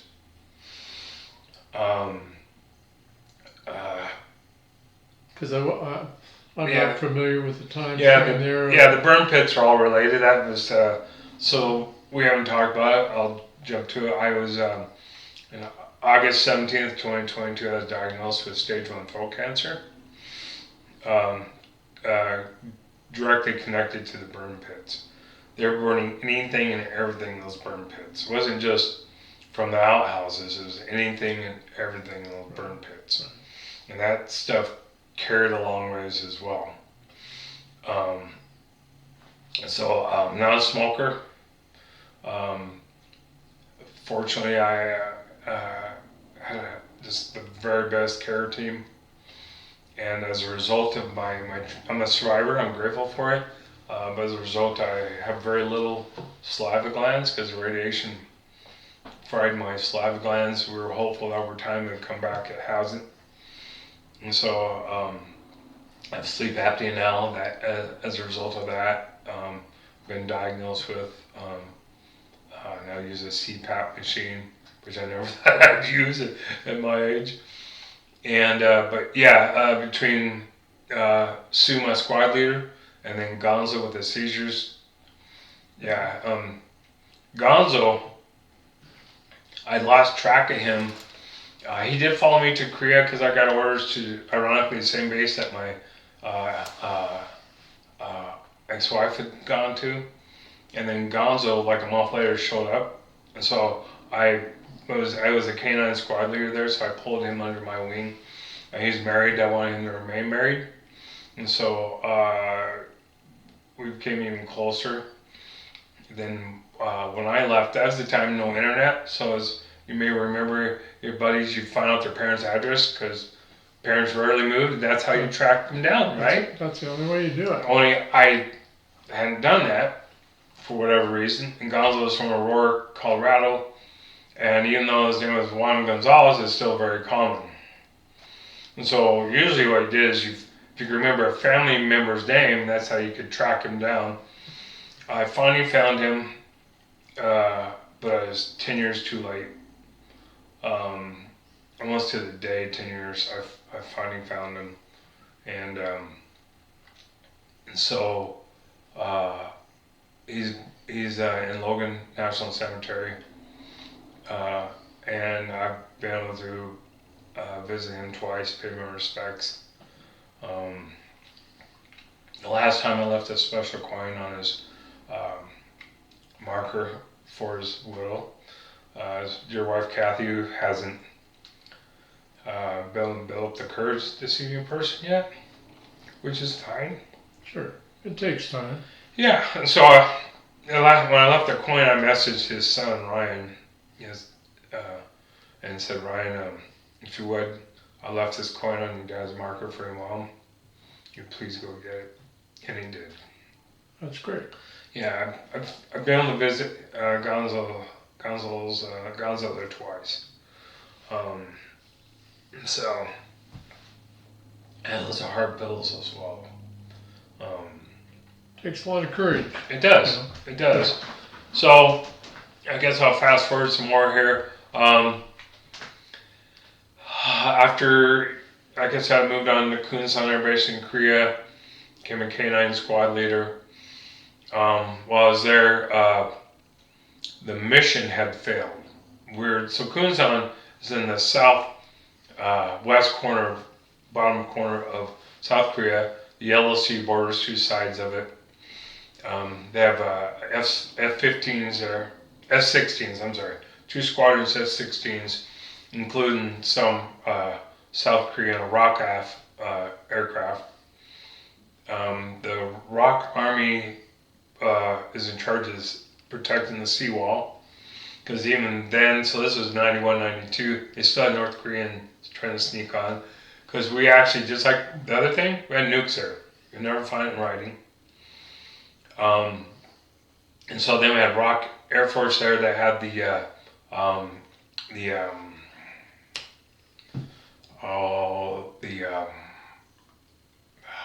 can't believe I forgot what they're called.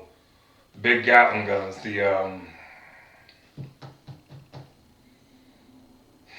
Is it a C-130 gun? No, they're fixed mounted. They're called Vulcan cannons. Oh, Vulcan cannon. Yeah. Yeah, they had them on. We had two hills on the south end of the airstrip called Big Coyote and Little Coyote because we had a fishing village up one side, and with suspect always. And so a fishing boat would go by, have to send a code, and if it was the correct code, good. If not, they get blasted out of the water. Well, at least one when I was there got blasted out of the water. So we worked with them, and the base mission failed. So they brought in a Vietnam combat pilot, full-bird colonel, and we trained and trained and trained. Brought in the Army as opposing force for us, and when we started this, because the two sides didn't have Yellow Sea, was rice paddies with one road coming down from Kunsan City. So I asked my command, I said, okay, so the Army's allowed to cut holes in our perimeter fence and sneak on, right? Yeah. Why can't I use those holes to put my listening observation posts, in other words, my dog teams out in the rice paddies? They're like, I see no reason why you can't.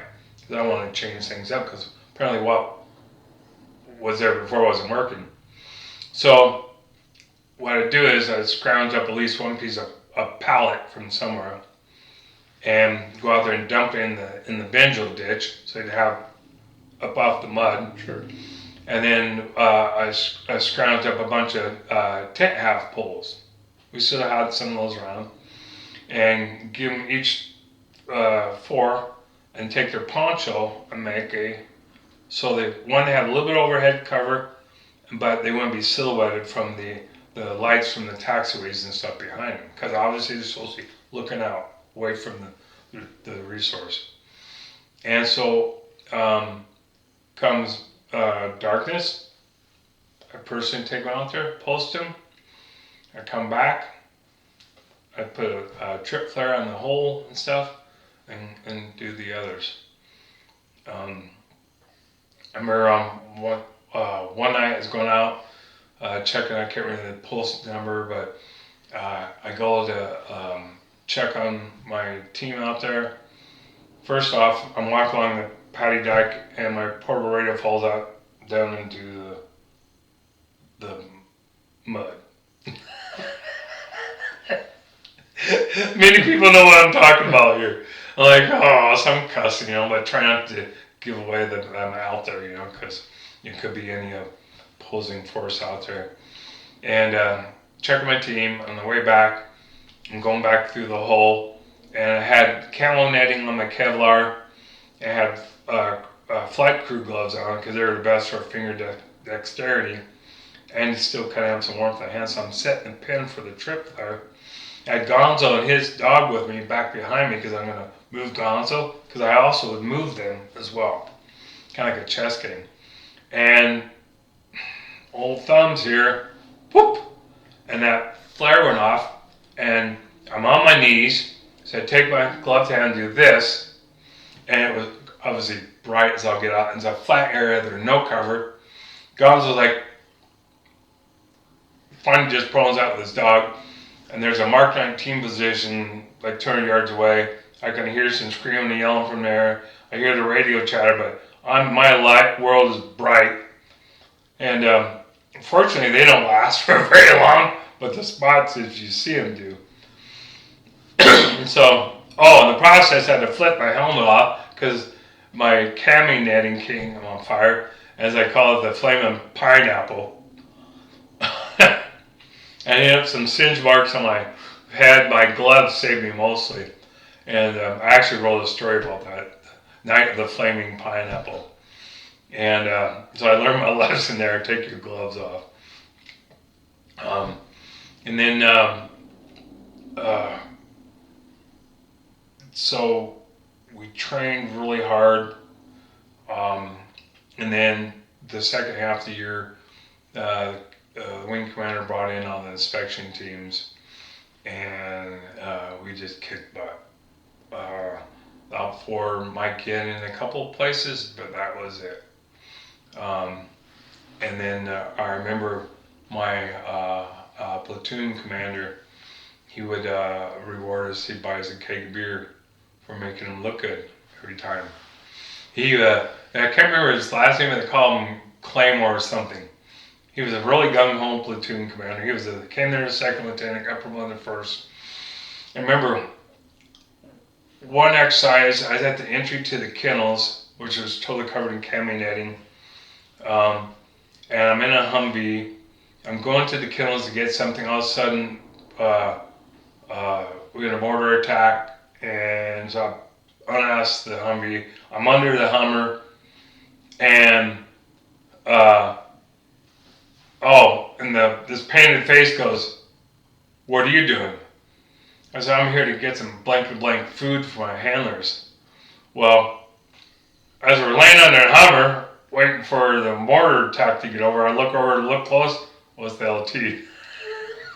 I said, "Sorry, LT." He goes, "It's okay, Sergeant Shaw. You had no idea who I was. Besides, you gave me a straight up honest answer. I like that." And so we it was a great tour. We worked hard. We played hard. had a great squad, though they were challenging. Dog handlers, they're a different breed. They're kind of known as a black sheep. They can get in a lot of trouble, but when you need them, they're there. And so supervising them can be a challenge in itself. I was one that didn't believe in getting paperwork out, and so I learned this from my predecessors: paperwork or work it off, unless I had no choice. At times, I had the cleanest kennels in all the military, I swear. Sometimes the cleanest vehicles as well. Yeah. You know, that's another thing I use to this day. You know, it's a true leadership ability to have. You know, and so into that my year, we were a well-oiled fighting machine, defense machine. The wing commander was going to get his first star assignment for the Pentagon as post tailhook. Well, one night he's in the officers' club and he told a sexist joke. There's a person not part of the conversation that overheard it. You know, he apologized to him. They turned him in, and he was told he was retiring. The entire wing was out on the taxiways. He flew out in his F-16 that day. There wasn't a dry eye in that entire wing. There's an incredible man, a fantastic leader, one of the best I've ever had the honor of serving under. And because of one little thing like that didn't involve the person, his whole career was over. It's just... It's unfortunate. Unfortunate, yeah. And Now, so... after Korea, I mean, did you, at that point in time, you'd been in the Air Force for how many years? 10 years. 10 years. Correct. 10 years. So after Korea, I guess I got punished a little bit maybe for having too much of a good time. I got orders for Grissom Air Force Base, Central Indiana. I've never seen so much corn in my life. Grissom was a tanker base that had been deactivated. So the real world, the active duty mission was gone. The kennels themselves was down to 4 dogs, and to this day I don't know why I got sent there. I remember driving there. I drove my truck from Cashmere to there, a good solid 3 days. I got to Indiana, it was October. I couldn't see 20 feet off the roadway because of the corn. You know, I could see tops of barns and trees, you know. Yeah. And so that was an interesting time period for me as well. We did have 2 squadrons of Air Force Reserve A-10s. So we still had aircraft there, but the fencing for the area, everything had been dismantled. Yeah. Half the housing area was vacant. So it was a pretty low security area. Yeah, it was, yeah. And eventually they brought in DOD police to work in there. Because with the reserves came these civilian employees who were union. Sure. Whole new issue for us. And so we needed the DOD police to deal with the civilians that were committing law violations on the base. Because we were not able to push through that. And so that, so Grissom, it was during the presidential campaign. Bill Clinton was running. So again, pre-internet time, not by much. So we're talking 92, 93, going to 94. And so being in the Midwest, something a lot of people probably don't know is the Secret Service uses a lot of military bomb dog teams to protect the president, other people like that. You get money to buy suits. You get a rental car. You show up at the hotel staff think you're Secret Service. You know, the dog stays with you. Pretty good duty. Yeah, you meet up with the field agent. They have them either in the room initially or in a banquet room. They give you your little lapel pin for that particular assignment, your encrypted radio, and away you go. It's a great gig. the Secret Service people are so down to earth. They really are. And then you might work with some civilian police bomb squads or some other military bomb dog handlers. But so back to Grissom, because we're in the Midwest, the demand for bomb dog teams is always happening. So I get teletypes. So here I'm sending this bomb dog team off to, maybe Milwaukee, and then send another one off to somewhere else. I was constantly sending those teams off back and forth. So I kept plenty busy in between trying to keep them certified and stuff as well. That's when I remarried for the second time. I met my wife in Korea. Again, same job. I went back I wanted to wait till I got to Grissom Air Force Base and be there for a while to make sure it just wasn't the environment. And when I was sure it was actually true love, then she took leave, came back, and we got married in front of a judge in Peru, Indiana. Great. Yeah. And then a year later, our son Matt was born. And at the time, I was, for the third year in a row, I was facing to be forced out. I was at the highest tier level because there wasn't very many dog handlers at all, period. And especially E5s. So the military dog career field was one where you weren't going to get rich off of at all. I mean, it's kind of funny saying about the military getting rich, but I wasn't going to make rank. But with me, just like I am with my current position in the sheriff's office, it's about being happy going into work every day. I never grew up with much money, never had much money, so I'm good with that. And so K9 was it, the best job ever. And so I knew I was going to make it past E6, probably. So they want a whole bunch of us to cross-train or get out. And I didn't want to do another job. I had twice in my 12-year Air Force career, I had senior NCOs pull me in their offices, trying to encourage me to cross-train to the security specialist so I could make rank. But again, it wasn't about that. It was about job satisfaction. And so when the Clinton administration took over, they went well below the troop reduction cuts that the Bush administration had recommended, well below. And so I was offered under the SSB to get out. So I took the one lump sum, went through the 1 month transition program. Now, one time did the VA get mentioned at all in that period of time. I've talked to several people who got in the same program as I did, same time. Didn't say anything about No, not at all. Not at all. And so, here's something I tell all the young troops as well. And if your young troops are watching, this is a good lesson for you, along with geography, is when I sit in front of the sergeant going over my military records, in other words, what's going to be on my 214, I shy two decorations, Kuwait Liberation Medal and the Southwest Asian Campaign Medal. I'm one that I don't need recognition. I knew I earned them, I'm good. Little did I realize 35 plus years later how vital that'd be for me. Because initially I tried to get qualified for the VA, I made too much money. But if I had those campaign medals on my 214, I'd automatically qualified. So I went a few years not being able to connect with the VA. But in the meantime, I'd filed my DD 149, because I also learned I have hard copies of everything. I had all my paperwork from when I deployed to Saudi for Shield and Storm, everything, and extras. And so I submitted all that to the review board in Joint Base Andrews.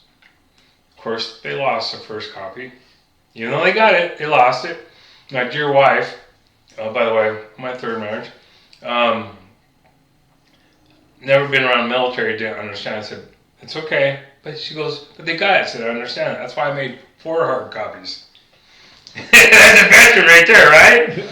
And so I electronically sent the second set, which they couldn't deny getting.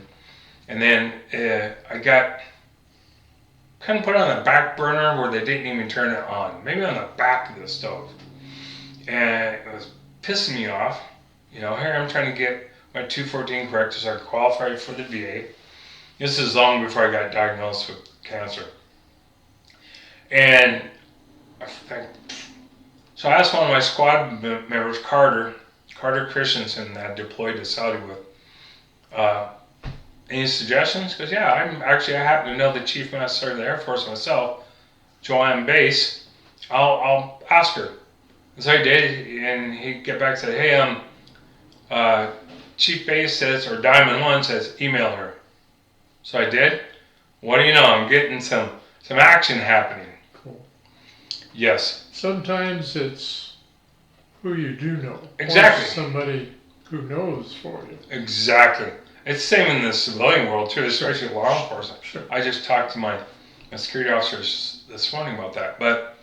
And so I got some progress, and they're saying, well, we're waiting for your records, my medical records. I was waiting for them to say it was in a warehouse in Missouri that burned down. Well, fortunately it wasn't. And then they got those, and they're only waiting on this. And so I'd have to always hit them up with emails. And I got 20% of all my VSO on board with that. And yeah, Tony and John, they're some great people, aren't exactly, they are. They're fantastic. Absolutely. I can't say enough good things about them and the office as a whole.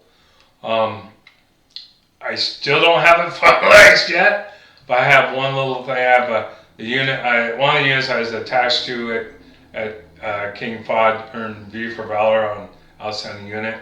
That's that one little device that's holding me up. So it's been quite a while, several months since I heard anything. So I might have to just email the Chief Master of the Air Force one last time and go from there. Never hurts to poke the beast one more time. One more time. I mean, what's it just at least say, Sergeant Shaw or Elgin Shaw, we're working on it. You know? And sometimes they get tired of hearing from you. They say, well, why don't we just take care of this guy? That way we won't hear him anymore. Exactly. That works too. Exactly. So again, for you people going in, or you're in right now, when you go to separate, whether it's retirement or early, you're sitting in front of that person, going over your military record with all your decorations, make sure it's 110% correct before you leave that office. Don't make the mistake I did. Yeah, plus, if you have any type of medical stuff that happens like that, make sure that it is documented while you're still on active duty. Because once you get out, if you don't have the documentation, it's going to be considerably more difficult to deal with the VA than them having to look at your records and say, well, it was here when he was still active duty, so it's hard for them to, even though they do, but it's harder for them to argue that point. You're exactly right. So with me, I had a good friend at my Grissom Air Force Base, my last base. I worked in a clinic. He actually burned me hard copies off of my medical records just in case. Ultimately, I didn't end up needing them in this case, but if I needed to, I would have had them. So you're exactly right. So I don't get rid of any of your paperwork, no. Even if you don't think it, just like your campaign ribbon. Yeah, I have an old accordion file. I have multiple hard copies of group travel orders. I get back in the day, you put your social security number on there. I have every copy of the travel order. I got all my travel vouchers, it doesn't all that hurt. stuff. No, it's just all one accordion file. It's just proof that you were where you said you were when they said, well, we need to have a matrix letter to prove your claim. Well, then you can, they like to inundate you with paperwork. You can do the same thing and start from A and go all the way to Z and just keep reading it because it's all there. So exactly. Yeah, it's just for yourself. Exactly right. So I got out and under the troop reduction program at Grissom, and then my son's mom and I, she's from Sioux Falls, South Dakota, and we had to make a decision: live where we wanted to live and find the job there, or find a job and live there. We chose to live where we wanted to. She didn't want to go back to South Dakota, Sioux Falls, so we moved to the Wenatchee Valley. We both wanted to get into civilian law enforcement, but one of the main reasons I got out was I saw the writing on the wall as a certified bomb dog handler and trainer, change of world events, rapidly changing. I knew I was going to be gone all the time. And I didn't want someone else raising my son. Um, and because my biological dad wasn't there for me growing up. Uh, and I didn't want that for our son. So I took the money. We moved back here. Actually, let's take it back. We moved to Great Falls, Montana first because she got orders to Malmstrom Air Force Base.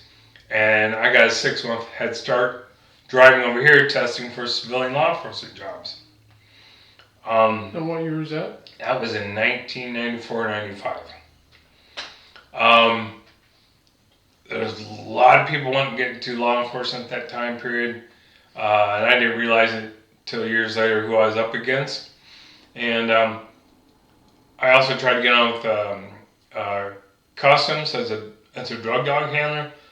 And I befriended some, believe it or not, Great Falls has a customs office there. I befriended those gentlemen, and they give me notice when there's a new job posting. I went on the base in the Malmstrom Air Force Base in the education office because that federal application is like 10, 20 pages. And they had a form fill, the infancy of the internet, but not quite. And so I just have to go ahead and just change the job number and the date, location. But unfortunately, they all do it in our hires back then. So after 6 months, she got transferred to an Air Force Reserve medical unit, Fairchild Air Force Base. She was going to retrain. That gave us the ability to move back here. And so, meantime, because the deal was, whoever got the cop job first got the career, the other one got the 9-to-5 job to, take care of our son. I got a 6-month lead. She tested one time and got hired. With the Wenatchee Police. And so I got on board with an armor car company that got sold out to a national company, and then worked my way up to management there. In the meantime, I got on attended the Reserve Officer Academy and got hired on by Wenatchee Police as a reserve officer. And then in September '99, under then Sheriff Mike Burkert, I tested for and got hired in the Chelan County Sheriff's Office, where I've been ever since. Great. It's I use so much of my military that I learned in the military with this job. And one of the things I learned was the meeting people of all origins, all nationalities, and everything's how enabled me to be even better at my job, because I've already been what you would call worldly. There was a lot of the guys, that in college were worldly and never been exposed to this and that. And so I started when I was 30 years old. No, 35 years old. So it wasn't exactly a spring chicken. But you're not exactly an old man. No, not yet. I do have a little bit of gray. I recently shaved it off. And so it's been a great career. So let's kind of fast forward to crossing paths to Tony Sandoval. I got acquainted with him, and he learned I was a vet and was working on me to maybe get my hearing tested. And the old ears were ringing, the tinnitus was there, but I am one that has a high pain threshold, and which is actually a detriment many times, because I will forget the pain level I'm at or how long I've been dealing with it, and same with the tinnitus. For the longest time, I'm like, it's just because I'm like up in the woods in the middle of the night, and that's why I should be hearing it. Didn't realize I shouldn't be hearing that. And so Tony's trying to get me in. Again, I couldn't qualify because, and then this time kind of gets away. August 17th, or in August 2022, and this is important for people watching this too, especially men, I had a large lump form on my left side of my neck. But say you take a golf ball, cut it in half and put it on there, that's what it looked like. It didn't hurt, but it's there. So I went for like 2 weeks with it, and I talked to my duty department. I didn't tell my wife because I don't want to scare the bejesus out of her.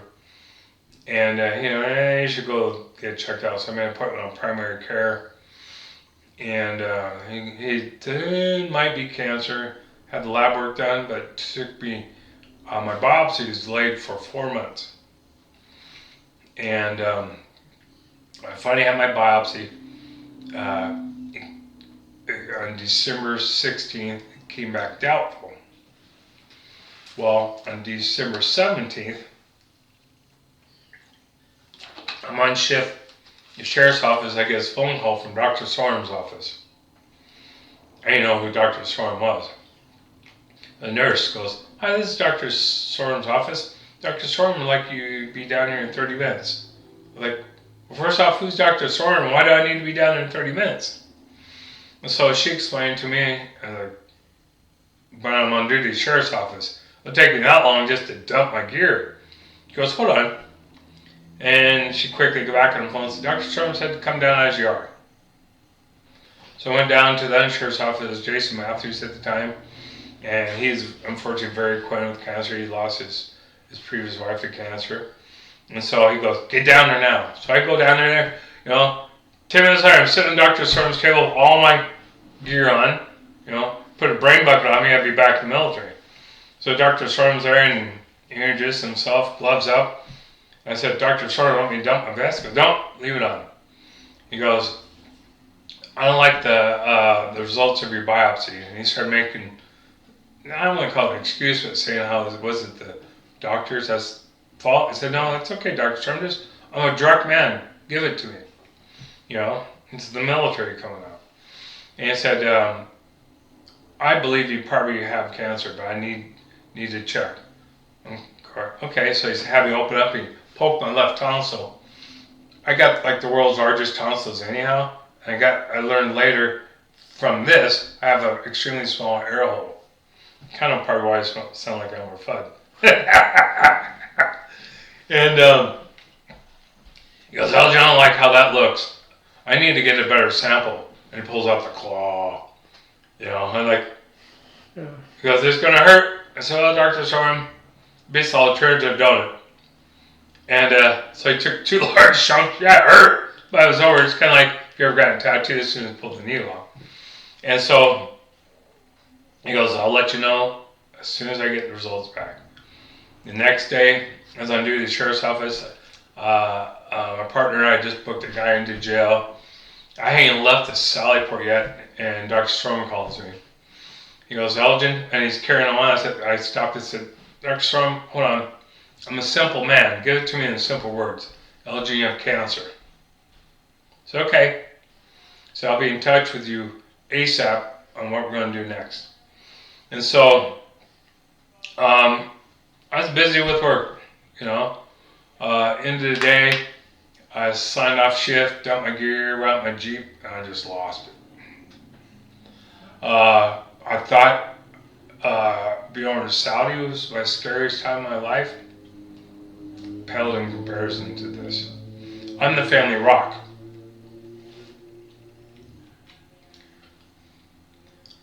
A lot of people depend on me and my family. And it's like a chink in my armor. It was hard for me to let absorb and realize.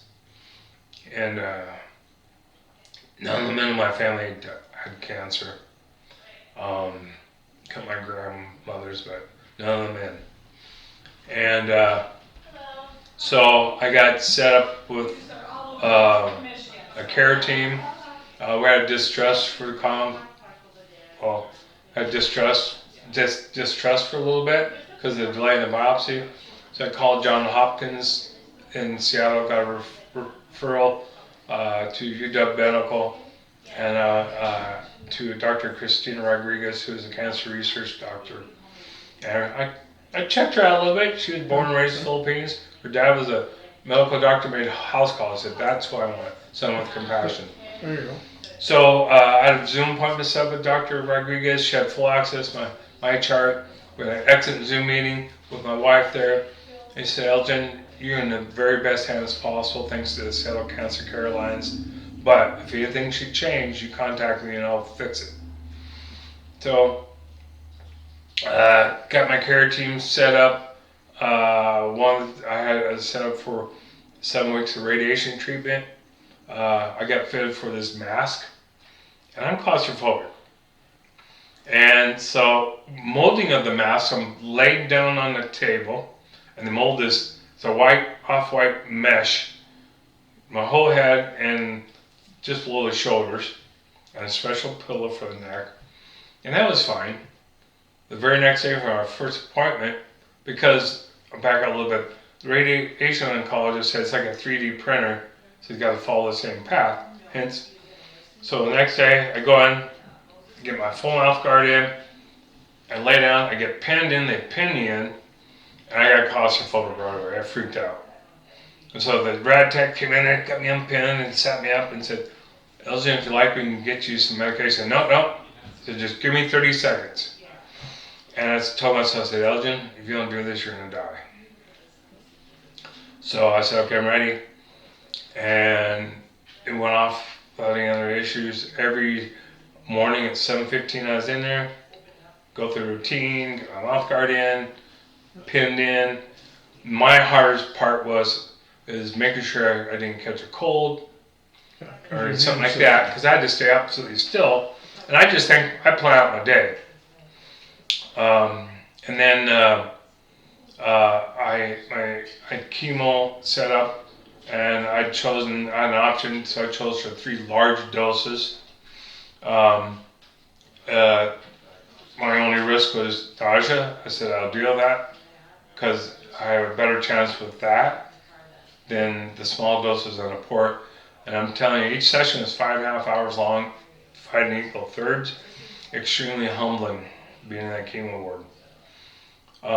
My last chemo nurse, she was a WM that served with her husband on Okinawa. He's a Marine as well. So we connected. They were there at the same time. Cool. You know, something super cool, you know.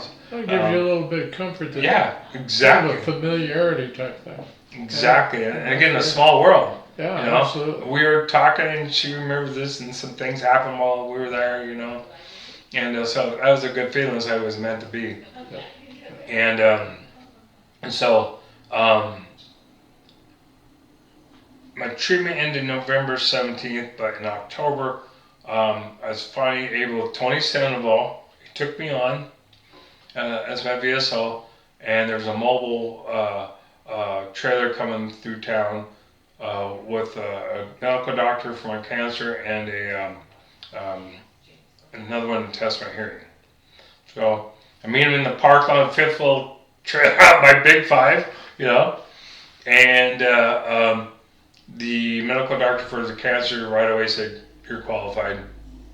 The PACT Act and the burn pits. Yep. The other one, no, said no. Military didn't cause your hearing loss or tinnitus. I don't feel alone. I was in an armored division. They said, no, being around tanks and artillery pieces didn't make any difference in your hearing. Well, they want to blame the sheriff's office. Like, For 12 years, I had those chintzy little things when I had them.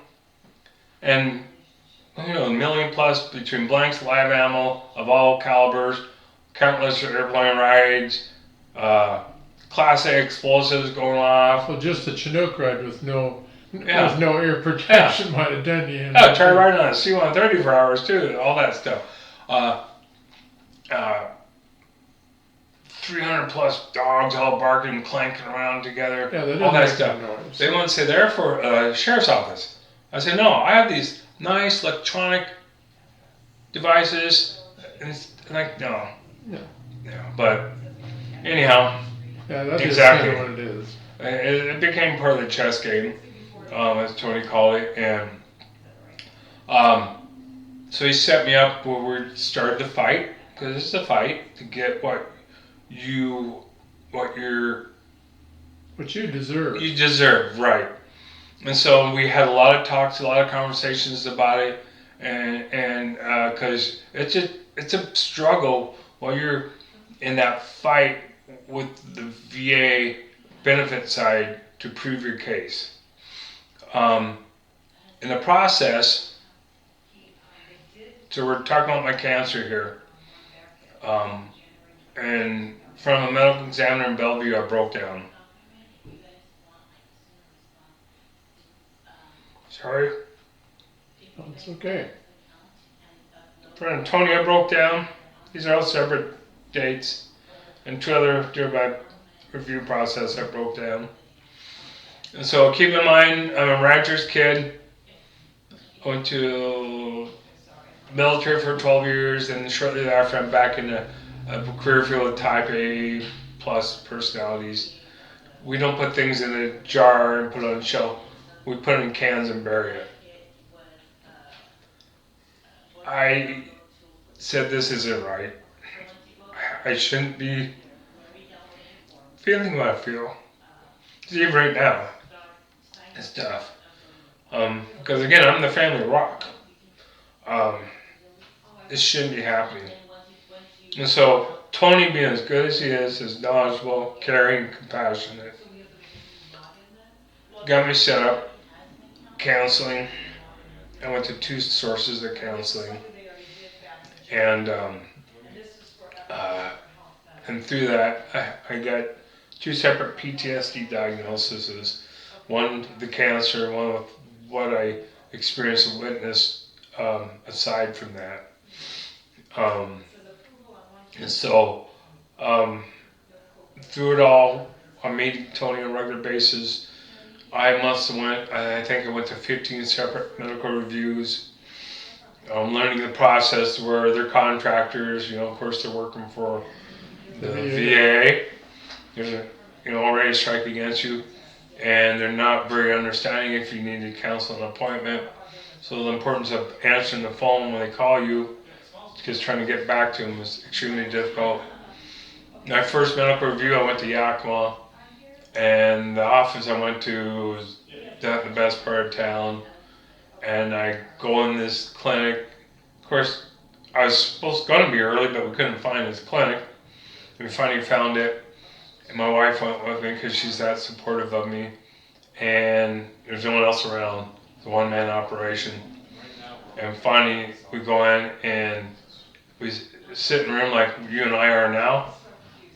Doesn't once examine me. And I was having a hard time trying to understand. He had a thick Nigerian accent. You, my wife's like, and so that lasted 15 whole minutes. And we came home, and I got my next one with the Bellevue. And Bellevue's like, well, I don't know why they sent you to me. I could have done this for the telephone, but they won't allow us. I got to see you. He was very empathetic, though. And then because I lack saliva glands, my teeth are starting to deteriorate. And though my dentist, Dr. Bivens, is a total rock star. He's giving me free fluoride treatments out the Gazumbas, and it's still going. And that dentist in Seattle was very thorough, though. He actually examined me. And then I went to Kirkland for something. I went to Tukwila, Battle Axe there. I felt like she treated me like I was trying to deceive the system, cheat the system. And back to the same guy in Yakima again, only a different location. Bellevue again. I got lucky, caught a mobile, 2 doctors coming through there down at the hotel down by Pybus. That's a nice unit, isn't it? Yeah, and those 2 doctors though, they test because I've lost most of my taste as well as my sense of smell. Sure. And so, and then I was going over I got a long list of secondaries or previous injuries not associated with my cancer.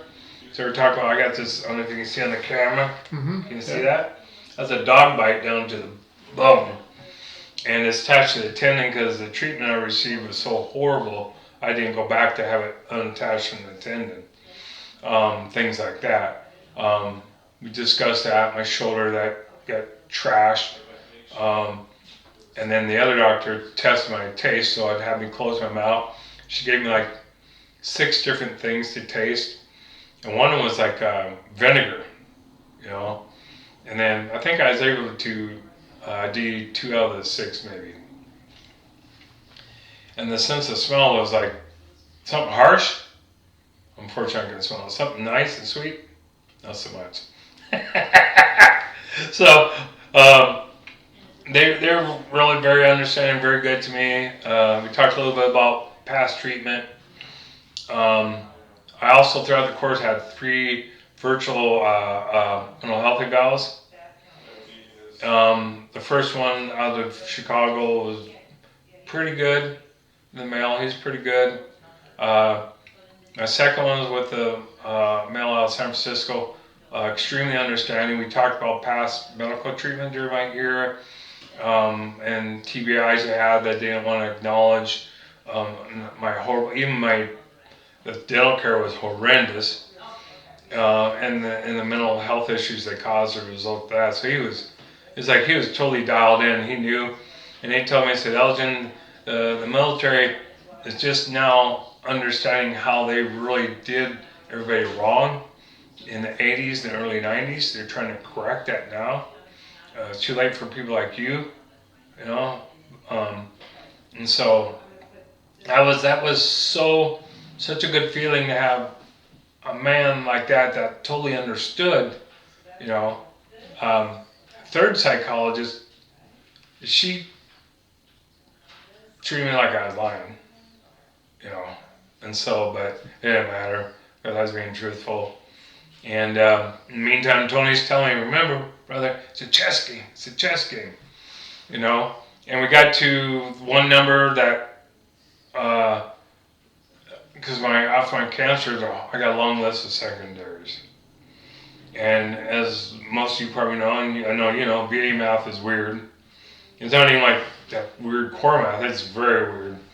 And so Tony kept working with me, and finally we asked for a higher level review, and Summary review. yeah, and we got a favorable response to it, and I thank God every day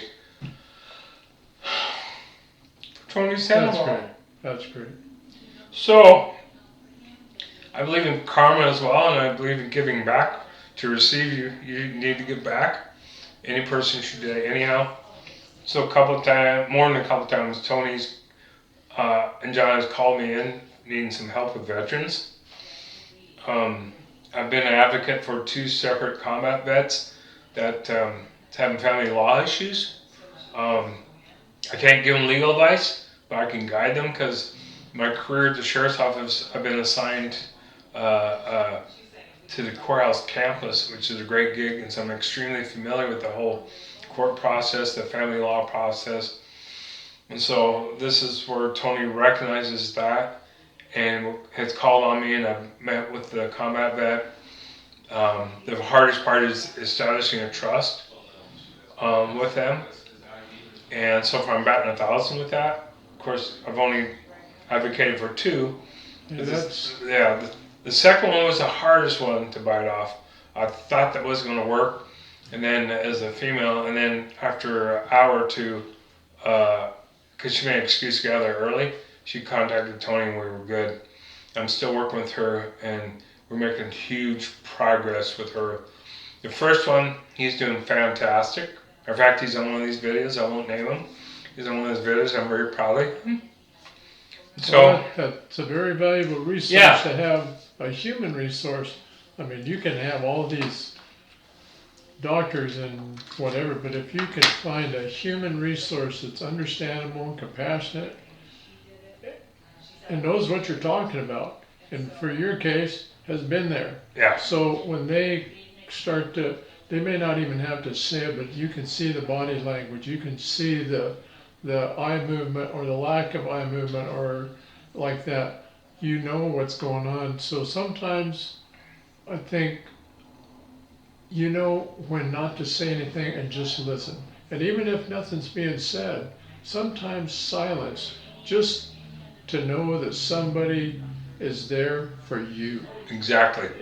There's nothing there, there's no ulterior thing, it's just for you. Exactly. And so, with that said, I have a church brother who is a a Marine Vietnam combat vet, Force Marine Recon. That man has witnessed things that no human should ever have to witness.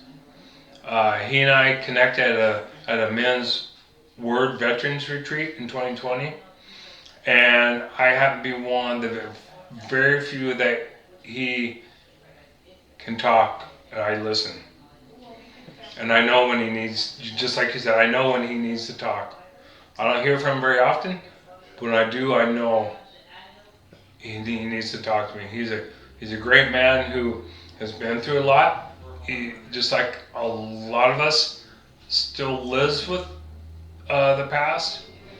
And Well, I think, brother, what you've told me today and this thing, you're not only a rock for your family, but you're a rock for the community, for myself. I feel blessed to have sat down here and had this conversation with you. I have the utmost respect, and you inspire me to do even more than what I do now.